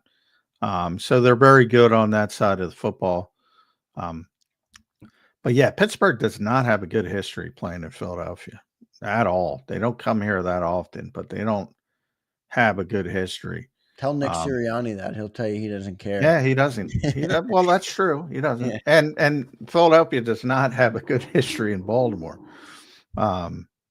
So, I mean, it's tough to play on the road against good teams. Is what that tells you. Because they won that game yesterday with 6 field goals.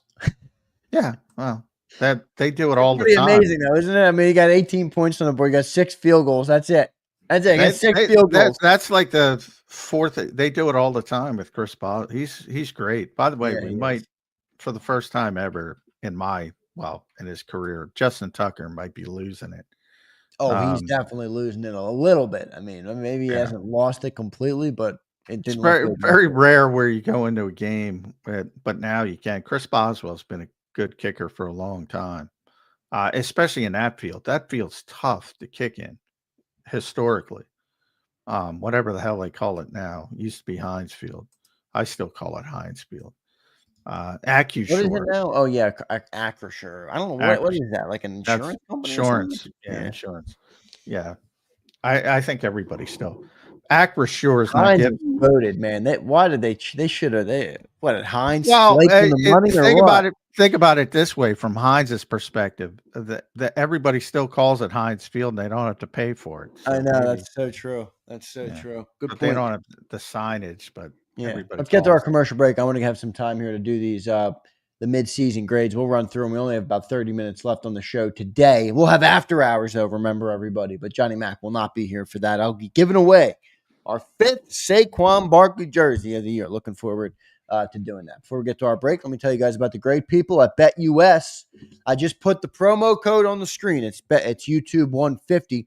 and it gives you a 150% sign-up bonus on your very first deposit, and you get 125% on your second and third deposit, all up to $2,000 to deposit less and bet with more at BetUS. Go to betus.com.pa. That's betus.com.pa. We'll be back in 3 minutes here on Birds 365. If you missed any of today's show on the JAKIB Media channel, listen to the podcast on your way home. Available on YouTube, Apple, and Spotify. He's blocked well and tries to cut through the middle. Oh! Your gut says Miami is going to win, and you should take the over. Your gut also said your NFT selfies would only go up in value. They didn't. But your head is on Sports Grid and knows the QB is in concussion protocol. The backup has a 45 QBR against the zone coverage. The New York D has the most sacks in the league. So yeah, trust your head. It's smarter to be on Sports Grid.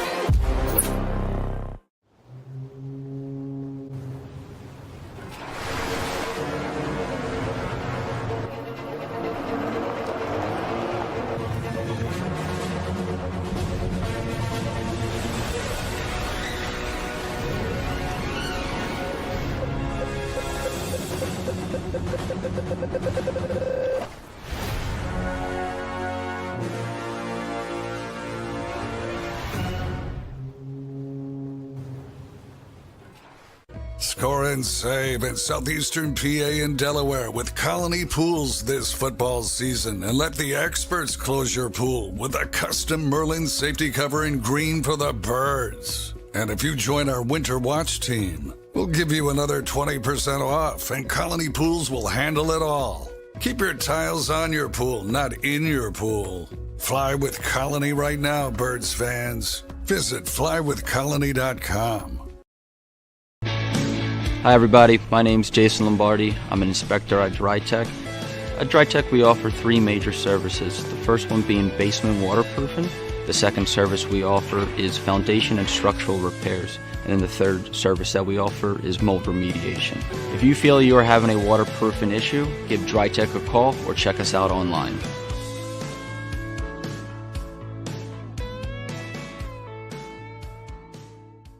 Heading down the shore, have a ball once more. Here, imaginations run wild and time stands still. Because here, you can find the best of the Jersey Shore, all on one 5-mile island.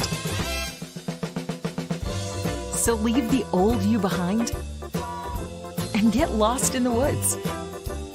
Wild, wild, wildwood day. Plan your stay in the Wildwoods today. EAGLES, Eagles.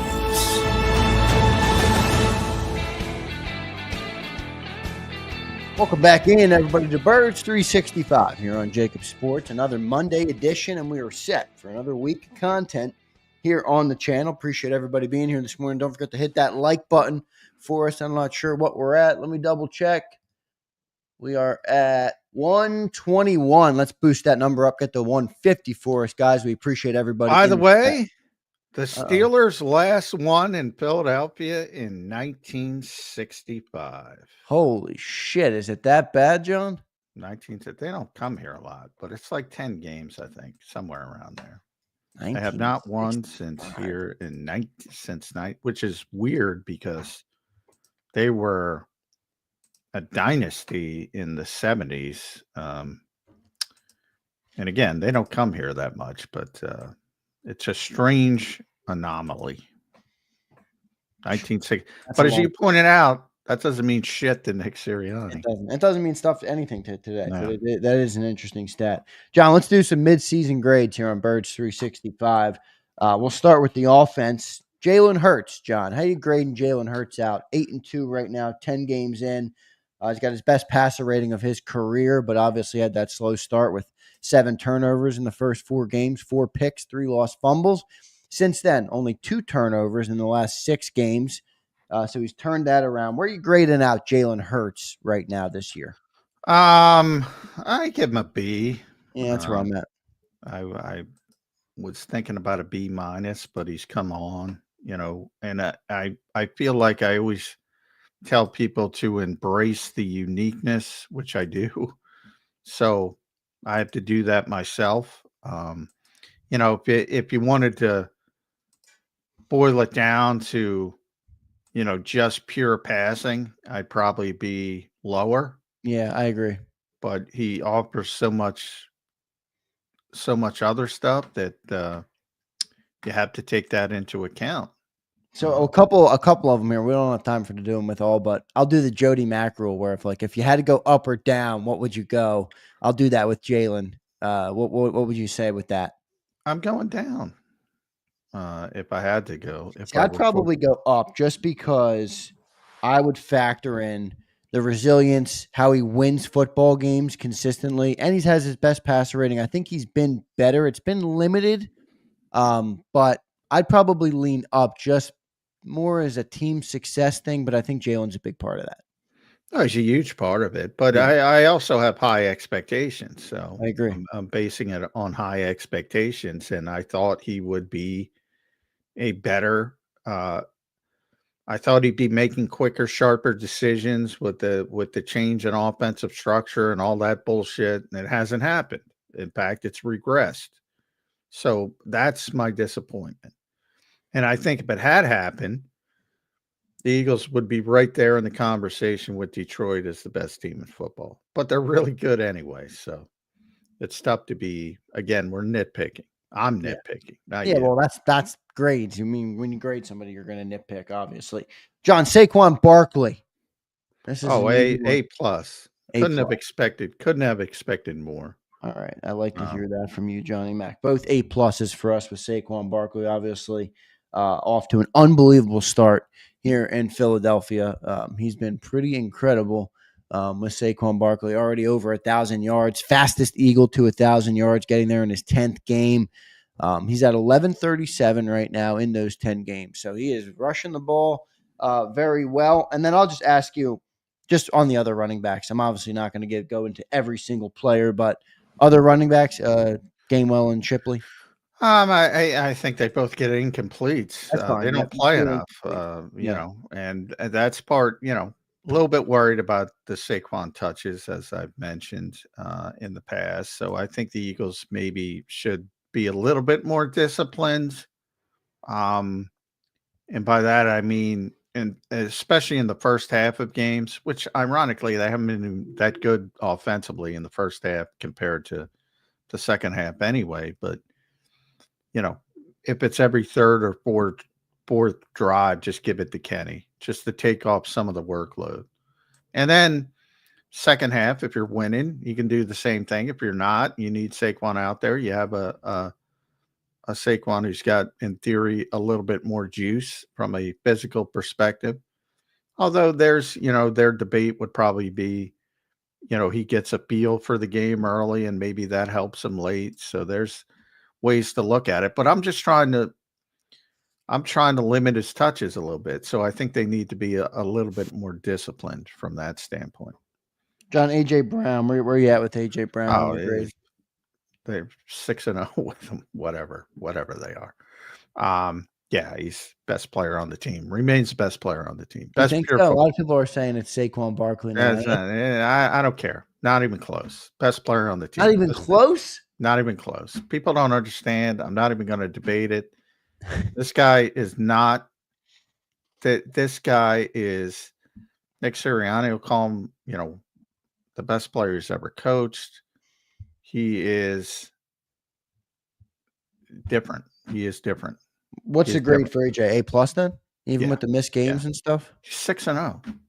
They're 6-0 with AJ Brown. Yeah, but you got to factor in the whole season. I mean, they look like shit without him, and they look like world beaters with him. And he's playing receiver. So you're going A plus for AJ. I'm going to go B plus for AJ. I think he could be better. I mean, he's been great. I'm not going to lie. He's been great. It's probably more on the quarterback than it is on AJ not quite being as productive this year. And he's also missed a few games. So I docked him a little bit for that. Smitty, John, where you at with Smitty? Smitty, not all his fault, but I'd put him at a B plus. He's been banged up a little bit past couple games with the hamstring, so I give him credit for fighting through it. So I'll give him a B plus, but probably overall a B. little bit disappointing, but I don't blame that on him as much as the offensive coaching staff, and it's been clunky. Let's be honest. We talk about it all the times. The defense is better than the offense. I'm gonna go Smitty B+. I think he stepped up in that one game where AJ went down. I think it was was it the Jags game? He had those two massive catches. I think he's been good in moments. Obviously, he's not getting the ball as much as I thought he would this year, but B+ I think is solid for Smitty. And then the rest of the wide receivers outside of the top two, I'm gonna go like a C, maybe. Maybe. C-. Yeah, C might be generous. That's a that's it. C- is probably generous, but again, I don't know how much of it is all their fault. Well, like the Eagles are, Johnny Wilson's a good blocker, but if you need him to play receiver, you're in trouble. And Nia Smith is a manufactured touch guy, but they don't want to cut him. They didn't want to cut him. He can't really help you at wide receiver right now. So part of that is the roster building. And Jahan Dotson, I think, is fine, but they don't use him. So, they just have no impact on the game right now. So it's tough to give them a good grade. I mean, you could easily argue D as Crowley and a couple other people in the chat put. O-line, John. I'm going to go O-line. Actually, no, wait. I'll do O-line at the end here. Tight ends. I'm going to go just tight ends as a group. Where are you on the tight end production this year? And if you want to single out Goddard, you can and give me a grade on it. I'm going to give it a B for the group because I think Grant has stepped forward. Dallas has been good when he's healthy, but he hasn't been healthy. So I can't go higher than that. And then the third's been they lost Jack Stoll again. So, they activated, they promoted, elevated CJ Uzama is the word I'm looking for. And EJ Jenkins is already out of elevation. So right now they don't have a real concrete third tight end, but overall Jack was pretty good when he was here in a limited role. I think Calcaterra maybe deserves a B+. I mean, he's been pretty good. But he's been for good. Expectation. I'm factoring in when you're factoring expectations, maybe he's done more than expected, but I don't think he's been great. Just he's been competent and Jalen trusts him. I'm not going to go higher than a B at tight end. So you're going B on tight end. I like it. All right, Johnny Mac, O-line. I think I know your answer here, but I'll let you. A+++. A++++. I like that. I'm going A+. I even give Fred Johnson credit. Not that he was great, but he persevered. But my God, this offensive line is good when they're out there together. It's amazing, John. I said this on Friday's afternoon show on the National Football Show with Dan Cilio. We were talking about the offensive line, and I'm like, I know that we don't take Cam Jurgens for granted. I'm not saying we do, but most other teams in the NFL would lose a Hall of Fame center and be trying to replace that guy for 5, 7, 8, 10 years. Yeah. I'm not saying he's a Hall of Fame center, Cam Jurgens, but it doesn't even feel like there's a drop-off right now. Like I haven't said once this year, man, do I miss Jason Kelce because the team is that much. Well, I'm not going to go that far, but I will say this. It hasn't been a liability without Jason Kelce, which is unbelievable. Like, people, I brought up those 2 Saquon touchdown runs. I mean, literally, it's not an insult, but where is he going to go except to the end zone? Can people pull up those plays and watch them? The blocking is unbelievable. On the 39, it was Cam on the longer one, the 30. Watch Cam Jurgens' block and watch Mekhi Becton wall off on the shorter touchdown, the 23-yarder. These are holes that are just not fathomable in the NFL or shouldn't be. And then you look at the numbers. I'll pull up. So remember, there's 32 starting centers in the league. There's 64 starting guards and tackles. That's what you're basing it on. Cam Jurgens in his first year after a Hall of Fame center, currently ranked 10th in the league by PFF. 10th in the league, top 10 center. That's pretty fucking good. And he might be the worst of the offensive linemen. The guards, Landon's 11 of 64, which is actually a little bit down from where he typically would be, but he's been dealing with a lot of injuries. Mackay is 14, which is freaking phenomenal. And then the tackles, Jordan's number 2 and Lane's number 4. This is their offensive line. You talk about spoiled. It's insane. It's crazy how good our offensive line is. It is unbelievable. And with all due respect, and I know people don't believe this because I was shocked at stop talking about the skill position players. Start talking about the offensive freaking line. I know it's boring. I know it's not, but that's the key to it all. Saquon Barkley in New York, still a really good player, but because he didn't have an offensive line. The Saquon Barkley you see in Philadelphia is because of that fucking offensive line. Let's be honest for a minute. I don't disagree with that at all. That's why it's the perfect signing. It's like, John, it's the same conversation, in my opinion, of the people in Dallas who were like, why didn't we sign Derrick Henry? Well, I got news. Derrick Henry wouldn't be doing what he's doing in Dallas. It's just not set up the same. Same with New York. And, you know, one team's trash is another team's treasure. And Saquon Barkley has been an unbelievable addition to this team in large part because of that offensive line. I would agree with that, definitely. John, let's move into the defense.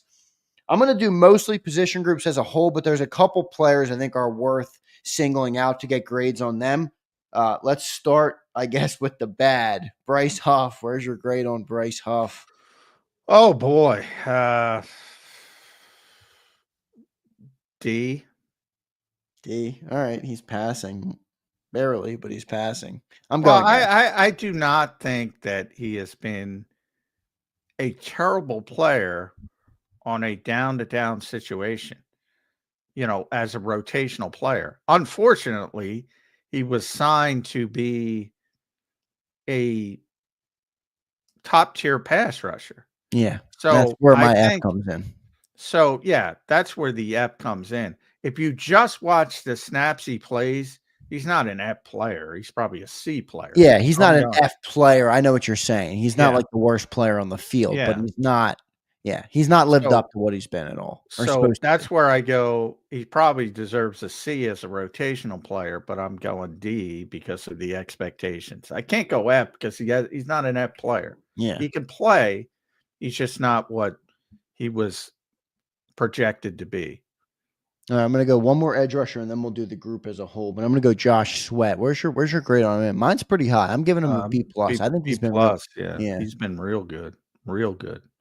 My only worry about Josh is the snaps because it's happened in the past, and you know he's playing a lot of snaps. And if he starts to wear down like he did last year, that could be a problem.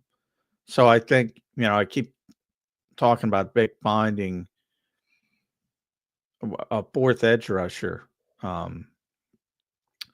guy's going to take some of those snaps away from not only Josh but Brandon Graham. He's playing too many. And Nolan Smith has had times and he played a little bit more. Jalix Hunt played, then he didn't play. Bryce Huff, we know, is dealing with the wrist as well. I think they got to take some of those snaps off Josh Sweat and Brandon Graham. Yeah, I agree. But Josh has been great. Yeah. Great. What would you give the other edges? You're looking at Brandon Graham, as you mentioned, Nolan Smith, and then Jalix Hunt, who's actually gotten some reps this year. I don't know if we expected that or what. But I think Nolan's improved. Jalix hasn't played enough, but did a nice job. I think the fact that he's on the field is enough for me to give him at least a C, because I thought he was going to be a total project this year. Well, he played against He didn't play against Washington. It was weird. Yeah, it was weird. Because he played. I don't think he played one snap against Washington. No, I think he was just out there for special teams. Special teams, yep. I don't think he played one defensive, which was weird. So clearly, Vic sees something very situationally with him right now. So he's played 42 reps on defense. Not enough. I can't give him anything more than an incomplete. Nolan, though, deserves a B. He's getting better. And Brandon deserves a B plus. He's been great when you factor in age and all that stuff. But he's always great. That shouldn't be a surprise to anybody. Good stuff there. Let's move into the D line, John. I'm going to do the same thing there. We're going to do the grade as a whole for the defensive, not the tackles. We just did the edge rushers. We're going to do a grade as a whole, and then but I also want to single out two players. Obviously, the two Georgia guys, Jalen Carter. We'll start with him, and then Jordan Davis, and then we'll do an overall grade for the tackles. But what's your grades on those two players? Well, Jalen Carter, I'm giving it an A. I'm giving it an A+. Won't quite go A plus yet. Okay. But obviously he's been very good. He's playing a lot. He's showing he's got better conditioning. I still think there's another level he can reach, but I'm giving him an A. Jordan Davis, I'm giving him a B minus he does his role great, but it's a very limited role. And then overall, I think the group is a B plus because Milton's played well. Bit of a slow start, but now he's playing well. Moro Jomo's been much improved as a situational pass rusher, and even you get some snaps from Thomas Booker. So it's been a good group as a whole. And the top three guys, Jalen, Jordan, Milton, play at a pretty high level in their respective roles. So not much to complain about. Yeah, I agree. I agree definitely with the DTs as a whole. I mean, those other guys have been pretty solid, and you're also looking at a top-ranked defense in the NFL. So they're obviously doing something right. Davis is tough because I can give two grades to Davis where I'm like, he's a B inside his role. But when you factor in what the expectation is, the draft pick, everything like that, I think it's pretty easy to go lower, but I don't know what's fair to do. Is it fair to just grade him on his role? Or is it fair to look at the whole? Well, I think at this stage, then I'm blaming I'm blaming Howie Roseman for the other stuff. So right. I'm giving Jalen or Davis a B, but if I look at everything in the 13th pick and everything, I'm like, he's a C plus. C. Yeah. See, I think we can grade Howie on the players, and we can grade the players on the roles, and Vic uses them. Right. Okay, that's fair. I think that's fair. So you're going B minus then for Jordan Davis. You went A for Jalen Carter and B plus for the DTs as a whole. I went A plus for Carter. I went B for Davis inside that role. I think he's done pretty good as the nose, and we're a top-ranked defense, as I mentioned. And I think B plus is the right thing for the rest of the DTs. Yeah, I go up to a B, and because I was adding in the 13th overall pick as well a little bit. So you're going to go B then on Davis. I just defined my grades now. Yeah, right. Okay, so I don't think it's fair to, those are Howie mistakes. Like Bryce Huff, he's not an F player. He's an F signing. Right. Okay. I see what you're saying. We can't knock the player because Howie misevaluated somebody. Yeah. That's fair. All right, let's move into the linebackers. Same thing. Going to get the grades on the two main guys, and then the other ones are all incomplete anyway. So, nobody else plays. Yeah, there's nobody else really plays. Bond and Dean. Let's start with Zach Bond. I think this one's pretty easy. That's A plus plus. A plus plus. Not A. The offensive not line 3 pluses, but 2 pluses. Okay. Pluses. A plus plus for Zach Bond. Unbelievable story, unbelievable player, tremendous athlete. I can't believe nobody in New Orleans figured this out. I give big credit for pulling the trigger, and I give big credit for having conviction. But I mean, he's tremendously gifted. Yeah. It's like, what are you doing, Mickey Loomis? I criticize him a lot. Boy, he's brutal. What? You got this guy for 4 years and you didn't see this? Anyway, he's been tremendous, Zach Bond. And Jacoby's gotten better and better and better. I give him I'm up to a B plus on him. Yeah. After a very bad start. I think you could argue for an A on him, but maybe not. Maybe not from you. Because of the start, I can't go there yet. Yeah. It might be A by the end of the season. But he's getting better and better and better. Yeah, great story. The Philadelphia Eagles of all teams finally have good linebacker play. It's amazing. It's unbelievable. Take a snapshot, everybody. Hopefully it's here to stay for a little while. Good stuff there on the linebackers. John, let's move into the secondary now. We'll start with the cornerbacks. Obviously, a couple there we got to single out. Quinyon Mitchell. Where's your grade on Quinyon? A. For a rookie corner, you can't expect more. Cannot expect more. I'm giving him the full 9. I'm going A+ for Quinyon. Just exceeded expectations, I think, by a long shot. Well, I don't know. Now people have these unrealistic expectations, so that's always a sliding scale. But he's been, for a rookie starter, he's been as good as you could possibly expect. Yeah. And now people putting him as one of the best corners in football. Look, you're jumping the gun, but he deserves an A. And as a rookie corner, again, tremendous. Same for Cooper. Same A. A for Cooper. I was going to go there next. All right, A for Cooper. I think is good. Slay, and then we'll do the rest of the guys as a whole. I'm giving Slay a B+. Just typical Slay. Great corner, aging a little bit, so not quite what he was, but just knows how to play. Very important in this particular defense as well. Another good season. So it's been very good. The only corner that hasn't played well is Avante. Yeah, he's been out. And now he doesn't play, but when he did play, D, he just didn't play well, which was a disappointment because, he's been healthy, but maybe the injuries took something out of him. And then, the other guys haven't played that much. Isaiah Rodgers, I think I would say, very good in a limited sample size. Give him a solid B+ in a limited sample size. Kaylee Ringo, even less of a sample size, probably gets the incomplete. But overall, it's been the best cornerback play in Philadelphia for a while, to say the least. Good stuff there on the corners. I would agree with most of your grades. I have an A for Slay. I know he's missed some time with injury, but in coverage, I mean, everybody keeps telling me that Slay's falling off. He's not falling off in coverage. He still can't really be beat. I mean, gave up like one pass that was a long shot this year. Everybody's picking on him for, but I've seen him break up some great plays. I think he's been really good in coverage at the ripe age of, 33 or 34? 33, yeah. Yeah, 33. So he's playing still really good. John, what was your final grade on the quarterbacks as a whole? I know it's not much. Isaiah and I'm giving him a B+ as a whole, and that's only kind of torn down a little bit by Avante's playing the slot early. Okay. Since Cooper's come in, and A for the group. All right, good stuff there. Safety, John. Let's go to safety. We'll do Gardner Johnson and Blankenship. I think Sydney and them are incomplete. So what do you have for Blankenship right now? I think he's been pretty damn good. B+ for Reed. Just wow, I like it.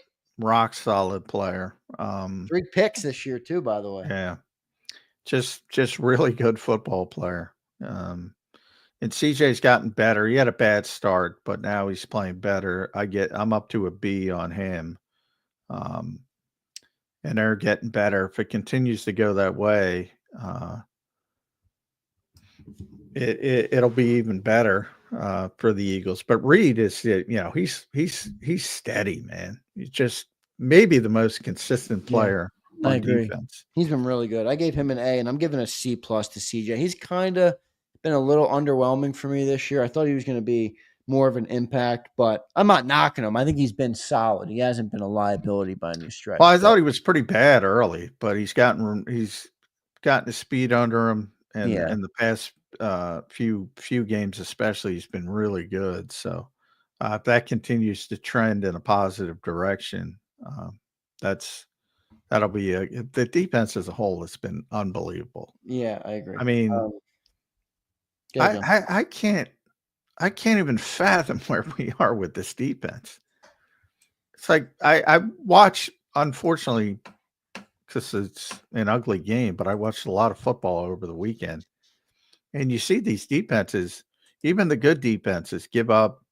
There was a 98-yard touchdown by Tennessee, 98-yard touchdown Crazy against a really good defense.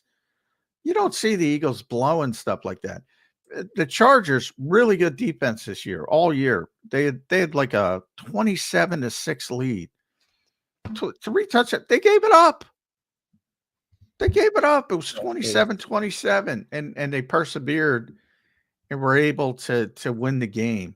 You see all these hiccups, and you saw some hiccups early, but ever since the bye week, so this 6-game winning streak, the Eagles defense has not allowed more than 280 yards to anybody.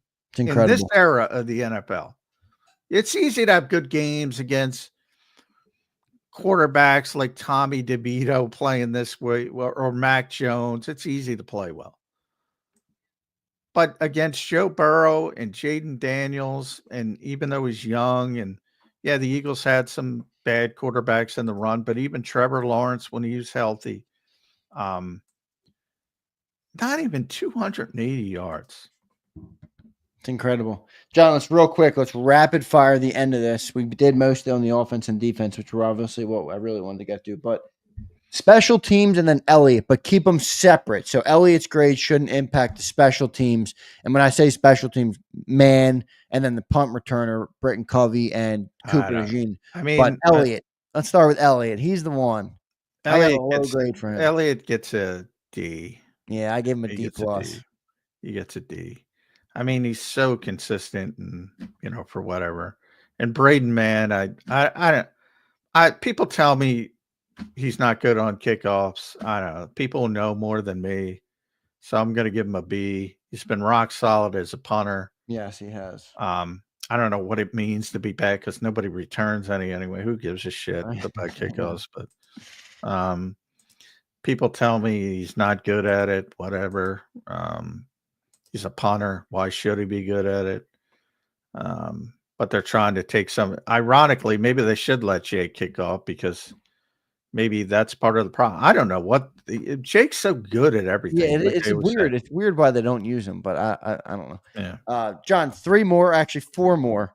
The 3 coaches. Let's go 3 coaches.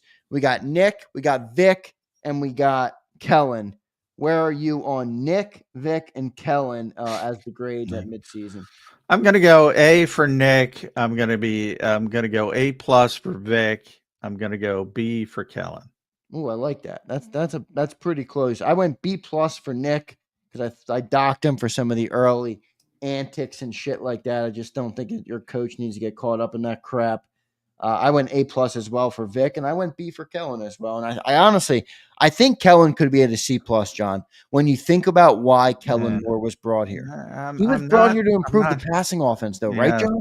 Yes. And it doesn't look that good. It looks maybe worse than it did a year ago, and especially 2 years ago. It does. So how can I give him a great grade? I mean, I think Kellen's maybe a C. Well, that's the counterintuitive notion. I know everybody's hyped up about Saquon. I know. I get it. But there's unintended consequences to everything. Yeah. And the unintended consequence to this tremendous running game is that the passing game is not as good. Right. That makes sense. I don't know how you fix it, but they got to fix it. Yeah. Even when they're throwing it doesn't look too great yet. And then last grade, John, the greatness of Howie Roseman. I give Howie a B. Okay. Not bad, but obviously when you make mistakes like Bryce Huff, look, I have a lot of trouble, and he deserves credit. He signed Zach Bond. Yeah, but you signed him for $1.6 million, dude. Don't tell me you thought he was. And Vic kind of revealed, this isn't why Howie signed. Well, I mean, Howie said at the meetings that he signed him to be an edge rusher, so it wasn't revealing. People should have already known that, but it was. I'm not. You signed him for $1.6 million. That wasn't the plan, so you kind of backed half-ass into that. So, of course, you deserve credit for it, but let's be honest. Well, I gave Howie some credit for the draft picks who are now coming into Well, he their own. deserves tremendous. Yeah. But the Bryce Huff, you signed Bryce Huff to $51 million to be a difference-making pass rusher. That's the goal. He's not that. So big markdown for that. That's your most high-profile signing, even more than Saquon from a money standpoint. Obviously, Saquon has worked out very well. The draft picks look very good. But that Bryce Huff is a blight. And I can't give him an A. Can you give him a B plus? That's what I gave him. I gave him a B plus because this defense is top 3 in the NFL. I just didn't think I was. I guess. You're probably more right than me. Well, I Maybe think honestly, I think there's a little Eagle fandom in mine where I think yours is more objective, and you can't swing. Well, I mean, you got to put Saquon in there as well. Saquon's been much more than even game changer. Yep. They probably expected. So you have to put that in there as well. The draft has been very good or very early. So I wouldn't quibble with a B plus, but I'm still sticking with a B because I like it. I got his thinking with Hassan Reddick, but it didn't work out. And you're trying to walk a very fine line there. And I understand the thinking behind it, but it didn't work. So you got to get knocked down a peg for that. Yeah, pretty good grades here at the midway point. Not really the midway point, just Zander's idea of the midway point, and during the mini bye. The mini bye. That's the mini bye. Yeah, prepare for LA in week 12 here. Birds are 8-2. Rams are 5-5. That'll be a Sunday night football game. Everybody, Eagles opened up as 3-point favorites in that game in LA's arena. So. Should be a good one. Johnny Mac, great show today, man. Any final thoughts?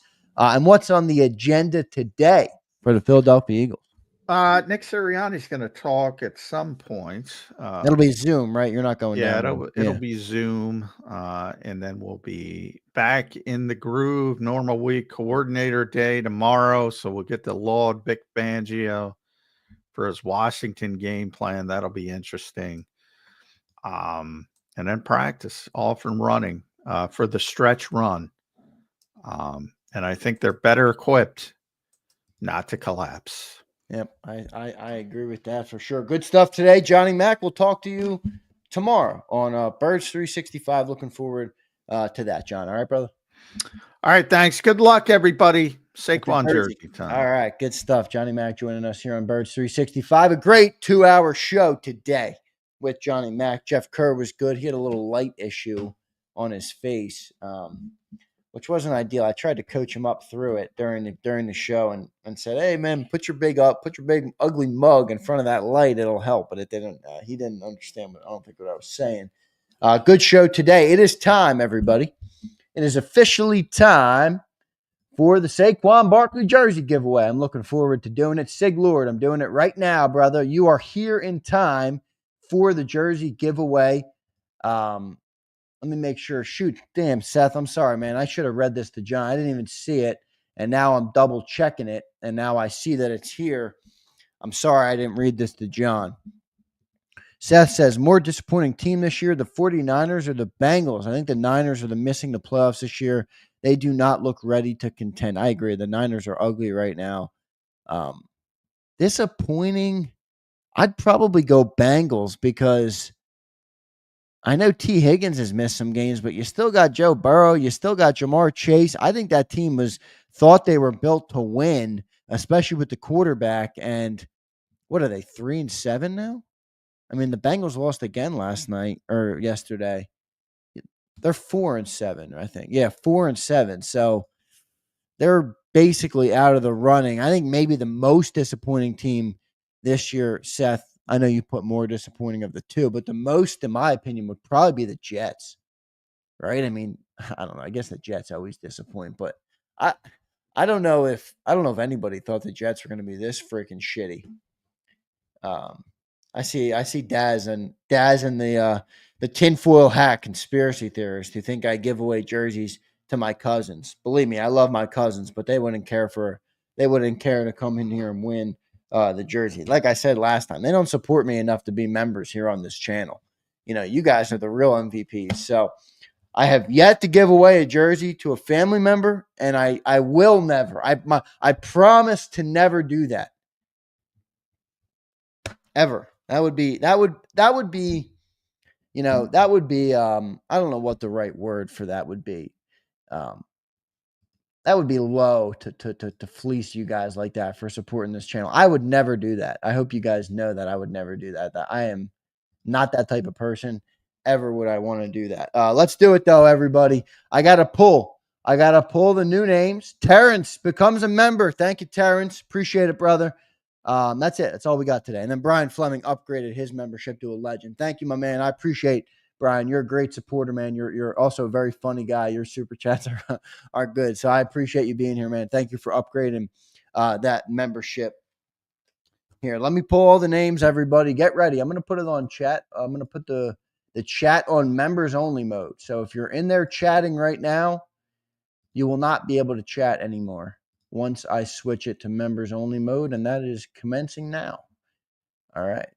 Members only mode. So if you are not a member, you can no longer chat on the show. Daz, you're out. You're out, Daz. Who else is out? Joe Whip, you're out. Who else is out? Ian Blackwell, you're out of here. Who else is out of here? Real Zeal, goodbye, Zeal. Go and tweet me some more. You're gone, Zeal. All right, that's going to do it. Everybody is gone. If you're not a member, if you want to get your memberships in, you'll have a chance to do that. I will not be pulling it just right this second. But what I have to do is I have to go and I have to download all of the newest data. Obviously, we got some new members today, maybe some people that canceled that are gone. All the gifted memberships are officially gone, everybody. So you no longer have to worry about people that were gifted a membership being put into the pot, the winner's pot. Let me pull up my member data. Let me download my newest data. Fleming, you're in here. I got to add Terrence still. Terrence didn't come through on the YouTube side, but I will add you, Terrence. Don't you worry, my friend. And we will do this. Let me just open this up now. I'm downloading all the data on the YouTube side, everybody. So YouTube updates, and then I pull the member list right from YouTube. Jason 18 with a big super chat. Thank you, brother. I'll get to that in just a second. Let me just pull this member data here. We are at it. We're doing pretty good on the members, man. I appreciate everybody checking in. I still need more members if they want me to add more emojis and stuff. They're like, you need more members. I'm like, I have 200 something members. You won't let me add an unlimited amount of emojis with a freaking 200 plus members? You got to be kidding me. Let me see this thing.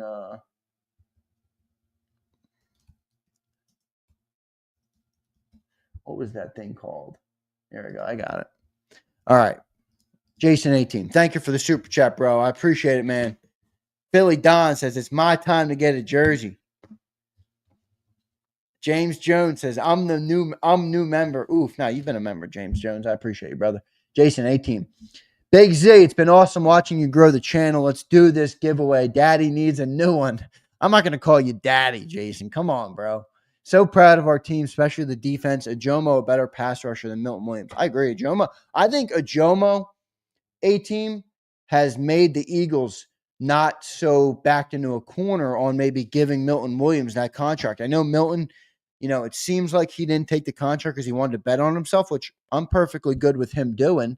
But I do think that kind of gave the Eagles, a new look potentially look at this. Daz, I chirped Daz. I said, you're out of here. Daz is a member now.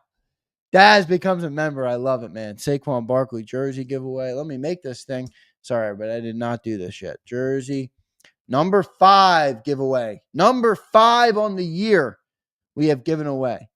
All right. We got 236 members. Terrence, you are added in here. Let me add the legend himself, Daz, who's been a great supporter of JAKIB for a long time. So, Daz, I appreciate you, bro. I appreciate you. You feel like you were fleeced. You were not fleeced, Daz. Daz watches our channel. I don't want to speak for you, Daz, but somewhere around every day, somewhere, here and there, you're checking in on JAKIB. He's the N'Kobe Dean truther. Daz, thanks for becoming a member, bro. Terrence, thank you for becoming a member. I got the list of names here, so let me pull it up for everybody to see. And we'll be able to kind of start to I'll run you guys through. All right, so Saquon Barkley, jersey number 5 giveaway. What was it, week 11? Week 11. Good stuff. Week 11. Here's my list of entrants. 237. All right, so you got Daz and Terrence. Park Alexander. See, his name is here twice, and you guys are going to say, well, why is he there twice? This is 2 different accounts. So I don't know if it's the same. It's 2 different accounts. One's been a member for 10 months. One's been a member for 3 months. I'm like, is it different people? Is it the same person? Is he colluding the system to get 2 entries? I don't know what you want me to make of it. Park Alexander here twice. Riding the bench. There you are. Who's looking for the Madness? I'm sure you're on here, brother. Madness. There you are, my friend. Anybody that wants me to search their name, I will search their name. Sig Lord, I see you looking for it. Sig Lord, there you are, brother. You are officially on the list. Look at Suplex. I've never seen someone cry more than Suplex City. The dude is a massive whiner. All of you guys are massive whiners. I mean, holy shit. Corey Littles. You want me to check your name, Corey? He says, come on, Zander. I don't know what he's talking about. Corey Littles. There you are, brother. You're in here. Oh, now Suplex is mad. I told him he's crying. Suplex, you're in here every week crying up a storm. It's Zander's cousin. It's this. It's that. Welcome to Zander time, everybody. Chip Snyder, you're on here.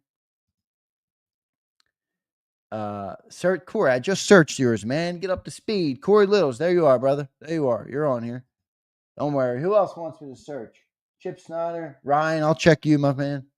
Ryan, there you are, brother. You're the Ryan with nothing else after it. Just the name Ryan. That's you. And you're on there. Where's Deep Fried? Is he on here? There he is. There he is, Brian. Deep Fried's on here. Let me make sure Brian Fleming's on here. He just upgraded his membership. Brian Fleming, there you are, brother. Good stuff. Brian Fleming's in here. Dullahan, I'll check you. Dullahan monster. Deep Fried's on here. Dullahan, there you are, brother. Who else needs me to check? Huh? Who else needs me to check?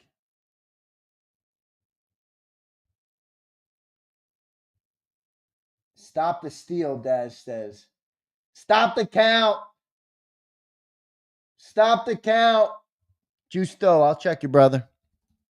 There you are, my man. You're on here. Don't you worry. Dang says, if I do start watching wrestling again, watch NXT. Just don't watch while you're with your lady. I don't even know what that means, Dank. What does that mean? Don't watch with your lady. I don't think my lady would be interested in wrestling. I'm not gonna lie to you. But, MJ, I'll search MJ. What is that? M space J. So there you are, MJ. You're on here. Gotcha. I gotcha. I'm using Dominion. Yes. Yes, Slagger. This is Dominion. I can randomly select the winner. No, I don't. You guys can all go and use this. Look, there's the website. See it up here? There you go. Select that sucker. You can type it in. Am I there, Abe? Of course you're here, Abe. Abe, you think I'd leave you off this list? No, the list is directly downloaded from YouTube, so it should get everybody. That's why everybody's on here. I don't manually insert them. I manually double check, and I'll do the scrolling through. Takeem Hilton, he's in here. So I will scroll through everybody. Ryan says that website stinks. The classic comment from Ryan, who says everything stinks. Ryan doesn't like commenting unless something stinks. So you'll only see Ryan in the chat when A, he wants to win the jersey and make sure his name's on the list, or B, or B, something stinks. Elijah Mack, you're on there, brother. There you are. I got you. Jalen all day. I'll check you. Jalen all sicko do mad day. Jalen, can you give me a rundown on your name? Like, what does that mean? Jalen all sicko do mad day. Wait, is that the guy? Are you who joins the post game show? Do you might be the one who joins the post game show. See, I did not know this because your name is so confusing on here. Look at Wayne the Pain. See, can somebody tell Wayne the Pain what's up? Wayne, this is Zander time, Wayne. We have yet to pull it before 10:25. You think that's going to start today? You think we're breaking the trend today, Wayne? No way. Get that $50 postage. Yeah, see, Ian, I tell you what, the NFL doesn't like you guys overseas because I ordered the first 3 jerseys I gave away. They were delivered in like 4 or 5 days. Who was it? Spa City. He won. Bob Fleming won. Who was the second guy that won? Oh, David Mack Perez. These guys got they were all Americans. You know, Americans, obviously greatest country on earth. They all got their jersey in like 4 or 5 days. I ordered the NFL jersey 2 weeks ago to my UK friend. I didn't even get the shipping notification yet. All I know is I paid $50 for the postage. So Jeff Blome, if you're listening, you know, I sent an email in yesterday. Hey, when's the jersey shipping? I got to give an update to the great winner here, Jeff Blome. Let me guess, Jeff Blome in the UK is my cousin too, huh? Right, everybody. What do you mean the 2026 jersey's coming out?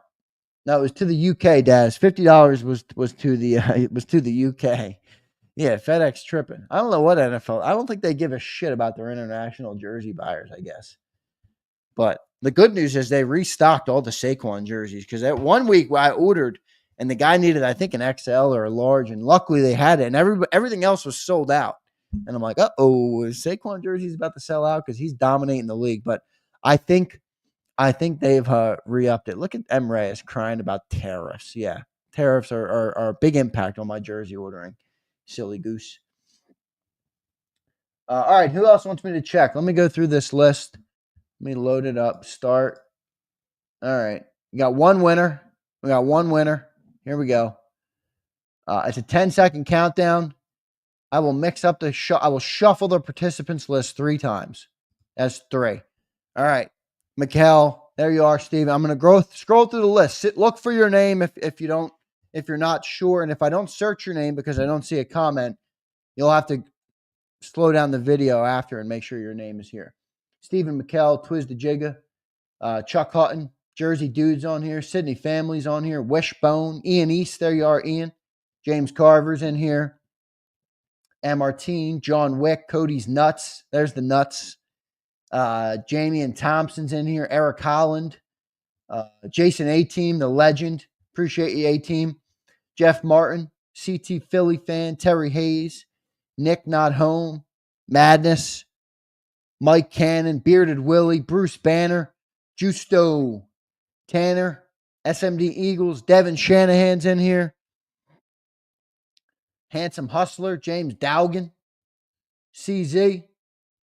Elijah Mack, Matt the Fly Angler, Suo Blaze, Iron Mike, Dirty Air. There's Dirty Air. The Nuts. Here's the Nuts checking in on the chat. Good to see you, Nuts. Daz is in here. Amber Baker, Tyson, Eagles 1971, Chip Snyder, Big Pickin', Maurice Alston, Eagle 1, Rocksteady, Josh B., Jay Hot Dogs, Dak Prescott. This guy drives me crazy. He changed his name to Dak Prescott. I'm like, really? Now I got to say off the name Dak Prescott. Avery Bowersox, Tyrone, Edgar, Rich Nutt, Braswell, Mad Bird, Brian Fleming, the legend Brian Fleming, Game Time Brian, resident Cowboy fan, Brode, Ron Powell, Jeff Bone, the Bonehead, Dullahan Monster, Park Alexander, M. Reyes, Corey Littles, Brett Jordan, Philly to Chicago. He became a member on Friday, I believe. Big Marshall's in here. Jarrell's in here. You guys know Jarrell from the post game show. Deep Fried, there he is. Sue Chick, Bobby Peoples, Seth Shifley, who dropped a super chat today. He's on here. Andrew Hernandez, Clary Voy. Big thanks to you guys, by the way, man. Look at everybody that's a member of this channel. I appreciate you guys so much. Akbar Divine, Suplex City. There you are. Suplex the Crybaby. That's what I'm going to call you, Suplex. I'm just kidding, brother. Flexing and Stepping, Miguel Lara, our longest standing member, by the way. 29 months for Miguel Lara. I think we got to do something for Miguel at the end of the year, whether he wins a jersey or not. We got to do something for Miguel. 29 months, guys. Come on, man. Look at that. Alexander Harris, Sean Mims, Dank Bird Gang, Bob Brown's in here. Michael Robinson's in here. D. Hughes is in here. Eduardo Reza, Miz, riding the bench. Slagger 57. Terrence, you're on here. Dream Green's on here. Tyler Elliott, Real RMP. Q Ball's on here. Jalen All Sicko, Dio, Mad Day. I didn't see your comment back to me. I don't know if you told me what your name means or if it's you that joins. Abe, you're on there. Schmidt Diggler, I love that name. I don't know why, I just like saying it. Schmidt Diggler. Philly Birds and Beers. Philly D. Prince Swayze's on here. Say Quads. M. Escobar, Dickerson, Takeem, Spinbad, Demaria, Joe High, Paul Bloom. He's the one. He already won. So if he wins, we pick a new winner. Anybody that already won, you can't win twice. Okay, so is your name Dio? Are you the guy that joins the post game show? That's all I need to know. 83 Rainy Boy, Jan Regal, Rob A, Rashid Mixon, Patrick Mega O'Donnell. It's an interesting name. Mega Maga O'Donnell. Matthew Mazzoni, Hallie Pierce, MJ, YB, Spa City. He's already won. James Jones. There you are, James Jones.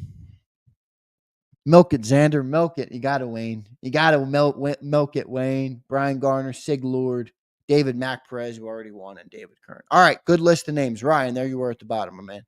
All right, good list of names. Let's do it, everybody. Are we ready? Are we ready? Confirm. There it is. We'll shuffle it. 1, 2, 3 times. Boom. Here we go. Boom. All right. 10, 9, 8, 7, 6. The anticlimactic winner. Josh Herman. Josh Herman. Are you in here? Is Josh in the building? Let me double check. Let me make sure that the member is there on the YouTube side. Josh Herman. I'm waiting so bad for a winner to win that's in the freaking chat. No. Look at Pursuit after that clown.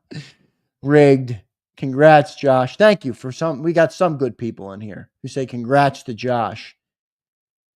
James Jones, you're mad that we clapped them cheeks on Thursday night, dog.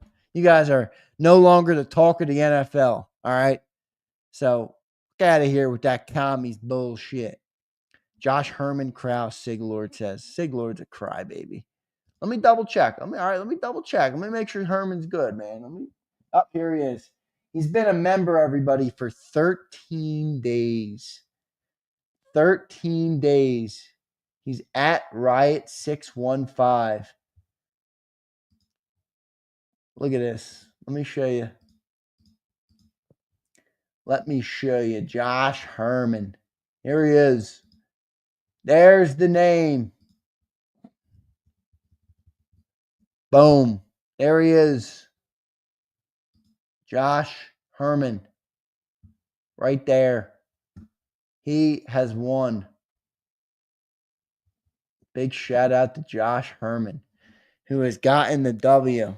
Now, remember, everybody's dropping out of here. They're like, fuck Zander, fuck Zander, fuck JAKIB. I can't pick everybody. Well, I'll go broke. All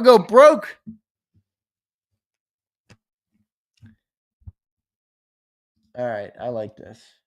Dank Bergang says, congrats, Josh. I just hope his next meal has dog hair in it. My meal last night had a piece of dog hair in it, Dank. I got dogs. I mean, dog sheds. There's hair everywhere. Cooking in the kitchen, the fucking hair gets in the food. It's, it happens. It happens. Some people cry about it. Me, I pull the hair out and keep eating. I mean, I don't care. Dank Bird Gang. Good stuff, man. Josh Herman is a Kamala voter. I don't know what Josh Herman votes for, man. I don't know. Nor do I care. He's welcome to be here, whoever he votes for. Prince says, we double moonwalk those cheeks on Thursday. You guys like that? You guys like that little comment? The no diddy. The no diddy. NJ, you want to join? I'll bring you up, brother. NJ, did you send me the picture yet? You should have seen this response from customer service. I'm like, hey, I need a new sweatshirt for my boy NJ Fishing. They're like, I need a better picture. I'm like, the picture clearly shows it. Driving me crazy, NJ.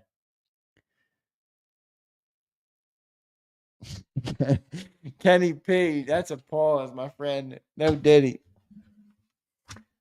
All right, everybody. Herman is our winner. Josh Herman. The winner. Now, remember, he's got 24 hours, okay? He's got 24 hours. So if this gentleman doesn't want to claim his prize in 24 hours, I will pick a new winner in 24 hours. I just hope James Jones doesn't win. I love James Jones, but you guys remember the deal I made. If James Jones wins, that means I got to pick another jersey because I said, James, you're a resident Commander fan, and I appreciate your support of this channel. And he's got the Eagle logo on right now because, again, we clapped their cheeks on Thursday night. Fuck them. They never scared me, and I told you all that. I told him, though, if he wins the jersey, I will order him a Jaden Daniels jersey, and I'll pick another winner for the Saquon jersey.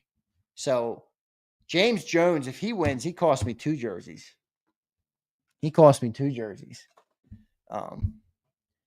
So, anyway, you didn't win, James, just like your team. By the way, you guys are down to 7-4, James. What do you think? What do you think's going to happen with the Commanders? I know you got at least one more loss when the Birds play you. Oh, Dirty Air, that's right. You mentioned me that, dude. I'm going to take you up on that. NASCAR VIP. You get me in there, Dirty Air. You're getting that minimum a jersey, my friend. Dirty Air, you hook me up with that, and I'm going to hook you up with something special. And by the way, let me tease something right now, because James Carver, many of you guys know James Carver. He's a freaking legend. He's going through a lot with his knee and stuff. So, but he told me he didn't want this. Let me show you guys this. I've showed it before, but on the last Saquon jersey giveaway of the year, I'm going to give away this as an extra, okay? Because I want it, but I'm going to give it away to the great people. Let me get it out.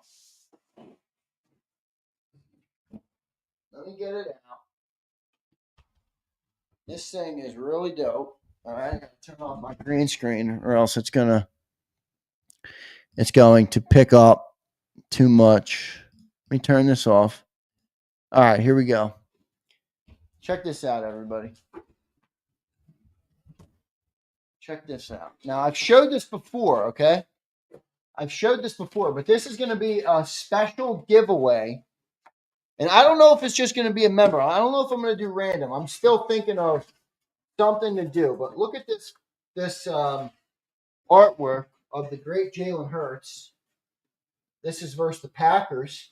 And I don't know if you can see at the bottom. It's number 50 of 2000.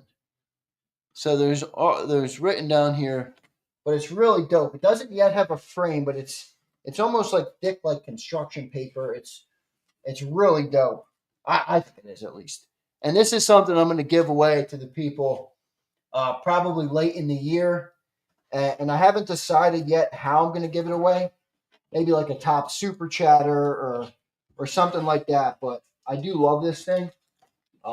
I wanted to hang it on a wall and build a studio, but I opted to give it to the great people of JAKIB Nation instead. So, no, it will not go to a cousin. It will not go to Mad Bird's offering to buy it. I know Mad Bird, you have a dope Eagles cave. I'll give you that for sure. Your Eagle cave is sick. So it would look pretty dope in there, wouldn't it? Wait, where's my stadium? There it is.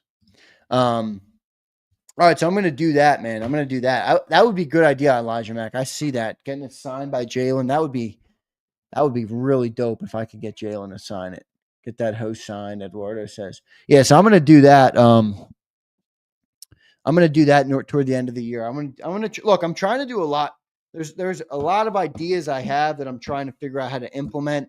Especially some ideas for our super chatters every week. I'm trying to do like a giveaway, per week, basically, to the super chatters. I just have to figure out how to coordinate it and organize it and what the giveaway is. And I obviously have to keep it so that I don't go freaking broke.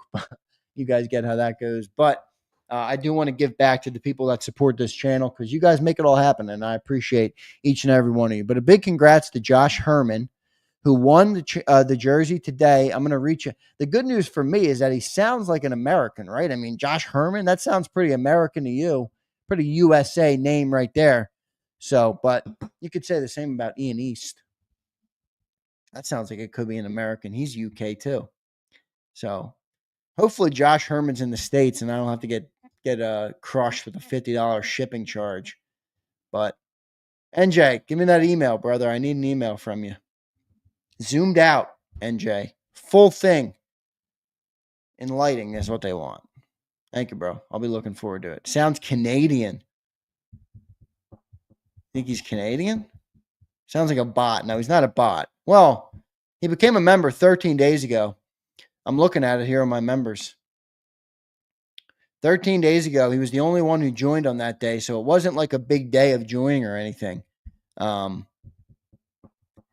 just got a text. This motherfucker, I swear. I just got a text from none other than Big Sills. He must be watching me right now. And he says, who's on that painting? Was that Nate Sudfeld? Oh, my gosh. Big Sills. Fucking Big Sills. You know what? Maybe that's what I'll do. Maybe I'll give it to Jake or to Big Sills. And I will force him to hang it up in his studio. Yes, Eduardo. The dude just doesn't stop talking shit. I mean, he wakes up mind you, it's 7:34 in the morning in California. He woke up to watch my jersey giveaway and wanted to talk shit on the freaking painting I have of Jalen Hurts. I mean, if that's not a good troll, I don't really know what is. Anyway, congrats to Josh Herman. That's going to do it for today's edition of Birds 365. I appreciate all of you guys being here, man. Got a great crowd always in here. I appreciate all the support. Daz, for coming a new member. Thank you, bro. Terrence became a member. Brian Fleming, thank you, man, for upgrading your membership. Means a lot to me. The support. Appreciate that. Suplex, I always mess with you, man, but I appreciate your support as well. James Jones, thanks for being here, brother. I know I see that eagle. I know that eagle logo is killing you, but you got to live with it. You're going to have another week of that too this year because we're going to beat you twice. We're going to beat you twice. Yeah, Brian, I got to add that. They won't let me add an emoji. I told you. They're like, you need more members to add more emojis. I'm like, really? How many members do I freaking need to add the 21st emoji? Yeah, but they don't want to do it. Philly Don checks in. Philly Don, you reminded me, today was an F-it day for John, wasn't it? He was dropping a lot of F-bombs today, and it's only a Monday. It's only a Monday. Normally it's a Friday where the F-bombs come into play. Yeah. Park, good to see you, man. Are you the one who gamed the system with 2 accounts as a member, or did you not know you have 2 accounts? Did I just tell you? Good stuff, man. Appreciate everybody, man. That's going to do it. Thank you all for the support that you guys give. I'm going to hopefully do a lot more to try and give back to you guys. I want to give away more shit, more jerseys, maybe some JAKIB merch I want to give away. I think I can give away tickets too. You know, I think YouTube's kind of weird about legality there, where you're not really allowed to give away stuff on YouTube. They get upset with you. So I have to be careful. But I'd like to do some more of that and do a lot of stuff for the people who support. So I appreciate that. Appreciate all of you guys, man. Hit that like button on your way out. I don't know what we ended up with on the like count today. NJ, what am I at, my friend? What am I at? What am I at with the likes? Can someone give me an update on the likes? Did we get the 150 at least? We had a good crowd today. I mean, we should at least be getting to 150. Yeah. Birds 365 is slacking with the likes. 181. All right, I can live with that. 379. I'm not at 379. Come on, Philly Don. 181. I'll take that. That's not bad. That's not bad. Smash that like button on your way out. Maybe we will get to 200 when everybody says goodbye and hits the like button on their way out. That's going to do it. Congrats to Josh Herman on the win for the jerseys. We'll see you tomorrow, everybody. Make sure you guys tune in, by the way. Angelo Cataldi on the National Football Show today. Mr. 5 wins, Gary Cobb, and Marcus Hayes will speak. He will have an open platform to speak his truth about the Embiid situation. So we'll talk to those three. I think I got next, by the way. I think Cilio said, "You're out of here." And he got me out. He got me out. I will not be on the National Football Show today. So if you tune in for Big Z, you're going to miss out on me. But you'll get at least Gary Cobb, you'll get Angelo Cataldi, and you'll get Marcus Hayes. Sills, if you're listening, fuck you, Sills. No, I'm just kidding. I'm just kidding. I'm just kidding, Sills. All right, everybody. That's going to do it. Sills is texting me. Sills is texting me trash talk right now. I mean, what this dude's texting me trash talk. Unbelievable. Unbelievable. I got the boot though from the National Football Show today. All right, Sills. I get you. All right, that's gonna do it, everybody. See you next time. You've been listening to Birds 365, the destination for the passionate Eagles football fan who bleeds green. If it's Eagles football, we're talking about it. Debate inside the locker room and guests that are some of the greatest football minds from around the region. We hope you enjoyed the show. We know we had a blast. Make sure to like, comment, and subscribe, and we'll be back soon. But in the meantime, hook up with us on social media at JAKIB Sports. See you next time on Birds 365.